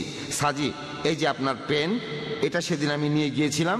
এই ধরনের ছোট পাপের ক্ষতিকে পূরণ করা যায়, এসব ক্ষেত্রে সম্ভব। তবে আমার পাপের জন্য যদি অতীতে কোনো মানুষ মারা গিয়ে থাকে, এটার ক্ষতিপূরণ নেই, আর সব দেশে আইন আছে, তখন সেই আইনে আমার বিচার করা হবে। তাহলে একটা হলো পাপ, আর একটা হলো ক্ষতি। সব ক্ষতিকে পূরণ করা যায় না। মনে করেন আমি একজন অ্যালকোহলিক, অনেক বেশি মদ খেতাম, জীবনের অনেক সময় মদ খেয়ে কাটিয়েছি। তারপর বয়স হয়ে গেলে একজন ধার্মিক লোক আমাকে বলল, ঈশ্বরের কাছে ক্ষমা চাও। আমি তখনই ক্ষমা চাইলাম আমার প্রভু যিশুর নামে, আর তখনই আমি পাপমুক্ত হয়ে গেলাম। একেবারে তখনই আমি পাপমুক্ত হয়ে গেলাম। ঈশ্বর আমার নিয়তি বদলে দিলেন। তবে আমি সারা জীবন ধরে প্রচুর বিয়ার খেয়েছি, আর আমার লিভারে পচন ধরে গেল। তারপর আস্তে আস্তে আমার লিভার পচে আমি মরে গেলাম। যে পাপগুলো করেছিলাম সেগুলো আমার জীবনের ক্ষতি করেছে, তবে থ্যাংক গড আমার আত্মার ক্ষতি হয়নি। হ্যাঁ, এভাবে পাপ করে নিজের অনেক ক্ষতি করে ফেলেছি আমি, তবে আত্মার ক্ষতি হবে না, কারণ আমি ক্ষমা চেয়েছি। ফ্রি গিফট ঈশ্বর উপহার দিচ্ছেন, ঈশ্বর আমাকে পাপমুক্ত করছেন। এটা আমার প্রাপ্য না, তারপরও যিশুর জন্য করছেন। এটা হলো একটু অদ্ভুত লেনদেন। যিশু আমার পাপ নিয়ে নিজে বহন করছেন, অন্য কেউ এই কাজ করতে চাইবে না। আশা করি আপনার উত্তরটা পেয়েছেন। আমাকে মোটেও সন্তুষ্ট করতে পারেননি। হ্যাঁ ভাই, এই প্রশ্নটাই আজকের অনুষ্ঠানের শেষ প্রশ্ন। আমি দর্শক শ্রোতাদের অনুরোধ করব, অনুষ্ঠান শেষ হয়ে গেলেও 2-3 মিনিট বসে থাকার জন্য সামান্য কিছুক্ষণ অপেক্ষা করবেন। হ্যাঁ ভাই। আমার নাম সান্ডি ম্যাথিউ, একজন ম্যান পাওয়ার কনসালটেন্ট। আমার কোম্পানির নাম sigma man power and marketing private limited. আচ্ছা, আমার প্রশ্ন ডক্টর জাকির নায়েকের কাছে। আজকের বিতর্কের টপিকটা হলো, ওয়াজ ক্রাইস্ট রিয়েলি ক্রুসিফাইড? অন্য আরেকটা প্রশ্ন করে এই প্রশ্নটার উত্তর পাওয়া যাবে না, যুক্তি সেই কথাই বলে। আজকের বিতর্কের টপিক এটা নয় যে যীশু খ্রিস্ট পুনরুত্থিত হয়েছেন কি না। আপনি আজকে আপনার লেকচারে এভাবেই বললেন, আর পুনরুত্থানের ব্যাপারটা নিয়ে শুধুমাত্র বাইবেলেই বলা হয়েছে, আর খ্রিস্টানরা সবাই এটা বিশ্বাস করে। আপনার লেকচারে এই কথাটাও বলেছেন যে আপনি বিশ্বাস করেন না যে বাইবেল মহান ঈশ্বরের বাণী। তারপরে আপনি উদ্ধৃতি দিয়েছেন বাইবেল থেকেই, আর আপনি বলেছেন যে যীশু খ্রিস্ট পুনরুত্থিত হননি। তারপর বলেছেন এজন্য যীশু খ্রিস্ট ক্রুশবিদ্ধ হয়ে মারা যাননি। যুক্তিটা খারাপ না, তবে এই বিতর্কের ব্যাপারে আমার মনে হয় এটা ঠিক না। আরেকটা পয়েন্ট, হ্যাঁ, আর একই প্রশ্ন নিয়ে বলছি, আরেকটা পয়েন্ট বলবো। এখন এটা একটা ঐতিহাসিক ঘটনা, ক্রুসিফিকশন আর যিশুর মৃত্যু একটা ঐতিহাসিক ঘটনা। ঐতিহাসিক রায় এই কথাগুলো লিখে গেছেন। জোসেফাস নামে এক ইহুদি ঐতিহাসিক যিশু খ্রিস্টের এই ক্রুসিফিকশন নিয়ে অনেক কিছু লিখেছেন। এই ঘটনাটা সিক্রেট না, রীতিমতো মিছিল করে যিশুকে অত্যাচার করে মারা হয়েছে। যিশু যদি মারা না যান তাহলে তার কি হয়েছিল? তিনি কি কোথাও লুকিয়ে গেছেন? যখন তাকে ক্রস থেকে নামানো হলো, তাকে শোয়ানো হয়েছিল। অনেক লোকজনই এই ঘটনা দেখেছিল। এটাকে অস্বীকার কিভাবে করবেন? এছাড়াও আরেকটা কথা বলবো, কারণ আমি শেষ প্রশ্নটা করছি। প্রশ্ন করে যাচ্ছেন, অলরেডি 3টা প্রশ্ন করে ফেলেছেন। 3টা প্রশ্ন আরো করতে পারেন, কোনো সমস্যা নেই, তবে এই ব্যাপারে চেয়ারপারসনকে জিজ্ঞেস করে নেন, আমি সবগুলোর উত্তর দেব। আরেকটা প্রশ্নের উত্তর দেবেন? আরেকটা প্রশ্ন। ভাই আমি আমাদের বক্তাকে আগে এই প্রশ্নের উত্তর দিতে দিন। আমাদেরও হাতে সময় কম, তাকে উত্তরগুলো দিতে দিন। যদি সময় থাকে তাহলে আরো প্রশ্ন করতে পারবেন। ভাই 4টা প্রশ্ন করেছেন। একটা কথা, আরেকটা কথা, এটা আসলে প্রশ্নোত্তর পর্ব। আপনি এখানে শুধু প্রশ্ন করবেন, মন্তব্য করবেন না। আপনি পরে একদিন আইআরএফে আসেন, তখন বিস্তারিত আলোচনা হবে, তখন আলোচনা করবেন, কিন্তু এখন করবেন না। প্লিজ কোনো রকম মন্তব্য করবেন না। আগে প্রশ্ন করুন, উত্তর শুনুন। ভাই আপনি 4টা প্রশ্ন করেছেন, বললেন যে টপিক হলো ওয়াজ ক্রাইস্ট রিয়েলি ক্রুসিফাইড, আর এখানে পুনরুত্থানের কথা কেন বলছি। আর তারপর বললেন যদি যীশু খ্রিস্ট পুনরুত্থিত না হন তাহলে তিনি ক্রুসিফাই হননি। আপনি আসলে উল্টো পথে হাঁটছেন। আমি যেটা করতে চেয়েছিলাম, আমি এক ঢিলে 2টো পাখি মারতে চেয়েছিলাম। আমি আরেকটা বিতর্ক করতে চাই না যিশুর পুনরুত্থান নিয়ে। 2টো পাখি এক ঢিলে, যদি মারা না যান তিনি ক্রুসিফাইড হননি, যদি মারা না যান তিনি পুনরুত্থিত হননি। এক ঢিলে 2টো পাখি। যদি আপনি এখান থেকে পুনরুত্থান শব্দটা বাদ দেন, তারপরও যুক্তিটা এরকমই থাকবে। আর আপনি পরে ভিডিও ক্যাসেট দেখতে পারেন বাজারে আসার পরে। প্রথমে আমি বলেছি যদি কেউ মারা না যায় সে ক্রুসিফাইড হবে না। তারপরে আমি বলেছি যে পুনরুত্থান হতে গেলেও তাকে আগে মরতে হবে। আমি এক ঢিলে 2টো পাখি মেরে প্রমাণ করতে চেয়েছি যে যীশু খ্রিস্ট আসলে মারা যাননি। যদি মারা না যান তিনি ক্রুসিফাইড হননি। যদি মারা না যান কিভাবে পুনরুত্থিত হবেন? আমি এখানে এক ঢিলে দুটো পাখি মারতে চেয়েছিলাম, তবে টপিকের মধ্যে থেকেই আমি টপিকের বাইরে চলে যাইনি, কারণ এই দুটো ব্যাপারে ইম্পর্টেন্ট। পলের কথা অনুযায়ী 1 করিন্থিয়ান 15 অধ্যায়ের 14 অনুচ্ছেদে যে যদি যীশু খ্রিস্ট মারা না যান, না ওঠেন, আমাদের শেখানো মূল্যহীন, তোমাদের বিশ্বাসও মূল্যহীন। আমি এক ঢিলে দুটো পাখি মারতে চেয়েছি। পরে অনুষ্ঠানটা ভিডিও দেখে নেবেন। আপনি এছাড়াও বললেন যে ঐতিহাসিকরাই বলেছে, ইহুদি ঐতিহাসিক, যে যিশু ক্রুসিফাইড হয়েছিলেন। ভাই আপনি কি জানেন যিশু ক্রুসিফাইড হয়েছে এ নিয়ে কতগুলো বই লেখা হয়েছে? তার ডবল বই লেখা হয়েছে যিশু যে ক্রুসিফাইড হয়নি সেটা নিয়ে, ঐতিহাসিক রেকর্ড। আপনি আয়ারফে আসেন। ভেঞ্চুরির কথা বলতে পারি, একজন জার্মান দার্শনিক, তিনি বলেছেন সিম্পলি সব। আপনি কতগুলো বলবেন? আমি আপনাকে দ্বিগুণ বলবো। ওই ঐতিহাসিকরাই, মুসলিমরা নয়, খ্রিস্টান, অমুসলিম, একজনের কথা বলেছি। 4 নম্বর প্রশ্ন, যদি যীশু খ্রিস্ট সত্যি সত্যি মারা না যান তার কি হয়েছে? তিনি কি পৃথিবীর নিচে আছেন? ইত্যাদি। মনে হয় আমার লেকচারটা শোনেননি। 2টো লেকচার দিয়েছি আর প্রশ্নের উত্তরও দিয়েছি। সেখানে পরিষ্কার করে বলেছি, সূরা নিসার 157 নম্বর আয়াতে উল্লেখ করা হয়েছে, ও আমা কাতালু আমা সালাবু, তারা তাকে হত্যা করেনি, ক্রুশবিদ্ধ করেনি, কিন্তু তাদের এমন বিভ্রম হয়েছিল। পরের আয়াত সূরা নিসার 158 নম্বর আয়াতে উল্লেখ আছে যে আল্লাহ সুবহানাহু ওয়া তাআলা তাকে নিজের কাছে তুলে নিয়েছেন। আমি বলেছি যে জীবিত অবস্থায় তাকে তুলে নিয়েছেন আল্লাহ নিজের কাছে। আল্লাহ সুবহানাহু ওয়া তাআলা যীশু খ্রিস্টকে উপরে তুলে নিয়েছেন তার নিজের কাছে। এছাড়াও পবিত্র কোরআনে সূরা ইমরানের 55 নম্বর আয়াতে উল্লেখ করা হয়েছে আল্লাহ তাকে জীবিত তুলে নিয়েছেন। যীশু খ্রিস্ট আবারও পৃথিবীতে আসবেন। আপনার 4টা প্রশ্নের উত্তর দিয়েছি। আর আমাদের প্যাস্টর বললেন, আগের প্রশ্নে ওনার বলা উত্তরটা নিয়ে বলছি, প্রত্যেক খ্রিস্টানের কাছ থেকে নতুন নতুন কথা শুনি। তিনি বললেন কিছু ক্ষতি আছে যা পূরণ করা সম্ভব নয়। প্যাস্টর বলেছেন, এখানে রেকর্ড হচ্ছে। তার মানে যিশু কিছু পাপের প্রায়শ্চিত্ত করতে পারবেন না। এখান থেকে যেটা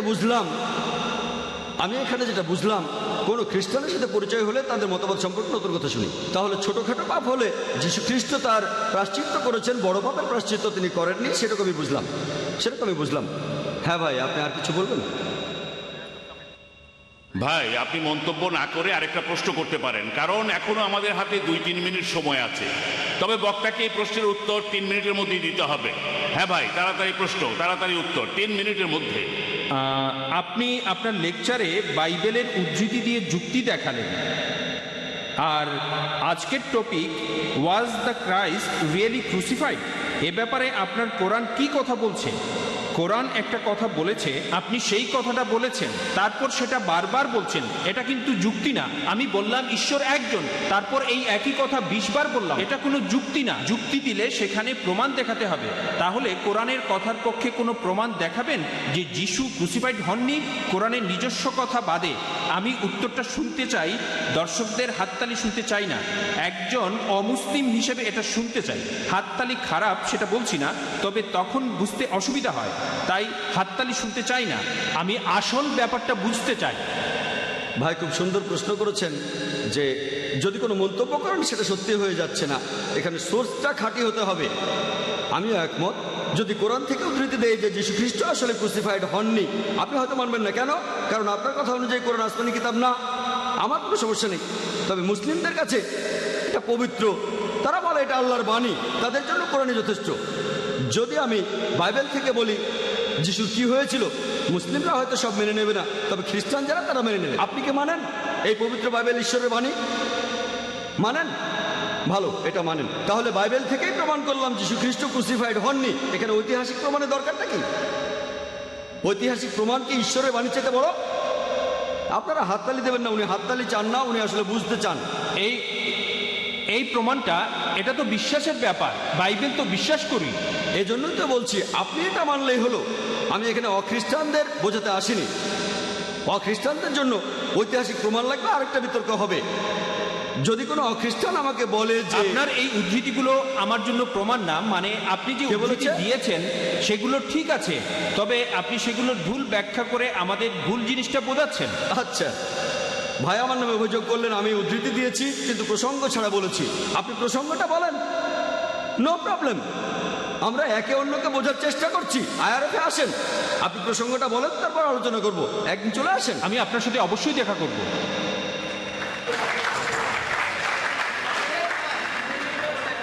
জাযাকাল্লাহ খায়ের। আমরা ধন্যবাদ জানাই আল্লাহকে যে অনুষ্ঠানটা ঠিক মতো শেষ করতে পেরেছি। আমরা আজ একে অন্যকে ভালোভাবে বোঝার চেষ্টা করেছি, আশা করি আপনারাও উপভোগ করেছেন। আমি সবশেষে ধন্যবাদ জানাই ইন্ডিয়াস গসপেল মিশন ও ইসলামিক রিসার্চ ফাউন্ডেশনকে এই অনুষ্ঠানটা সফলভাবে আয়োজন করার জন্য। আমি ব্যক্তিগতভাবে ধন্যবাদ জানাই প্যাস্টর রোকনি, প্যাস্টর সাজি, ডাক্তার জাকির এবং এখানে উপস্থিত সব দর্শক শ্রোতাকে। জাযাকুমুল্লাহ খায়রান। আল্লাহ আমাদের সবাইকে পুরস্কৃত করুন। Every morning on every news flash, I hear the sorrow of the world. It seems like everybody's lost and scared, trying to make sense of it all. And as I travel to and fro, so many faces pass me by. I see lonely hearts living lonely lives, just biding their time. And while we call ourselves civilized, many people living empty lives.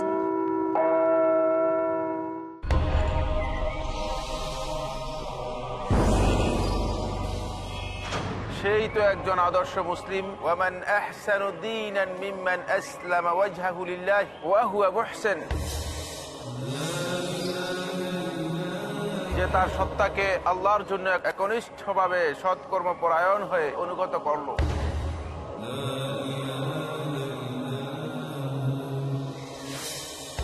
তাই আমাকে আপনাকে হতে হবে আল্লাহর জন্য অনুগত, হতে হবে একজন practising Muslim.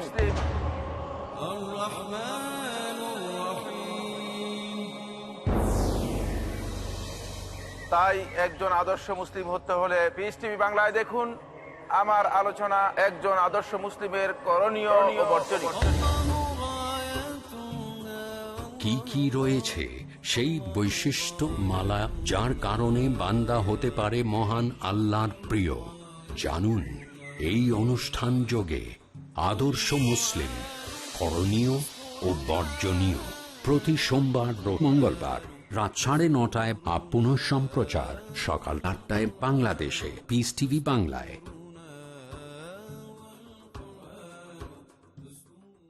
The Prodigy Dai of Islam, Farid Naik. I challenge any human being to point out a single fundamental of Islam. The illustrious son of the world-famous orator of Islam, Dr. Zakir Naik. Ekam Braham Dutya Naste. Bhagwan ek hi hai, dusra nahi hai. Nahi hai, zara bhi nahi hai. Motivating towards the true path. No Muslim is a Muslim if he does not believe in Jesus Christ, peace be upon him. Science without religion is lame, and religion without science is blind. With his thrilling words and inspirational temperament, Demanding dowry from the would-be bride is completely prohibited in Islam. Prophet Muhammad, peace be upon him, the one endowed with knowledge and wisdom. I am proud to be a fundamentalist Muslim. দেখুন কিশোর তারকা প্রতি বৃহস্পতিবার রাত 7:30 পুনঃ সম্প্রচার সকাল 9:30 বাংলাদেশে piece TV বাংলায়।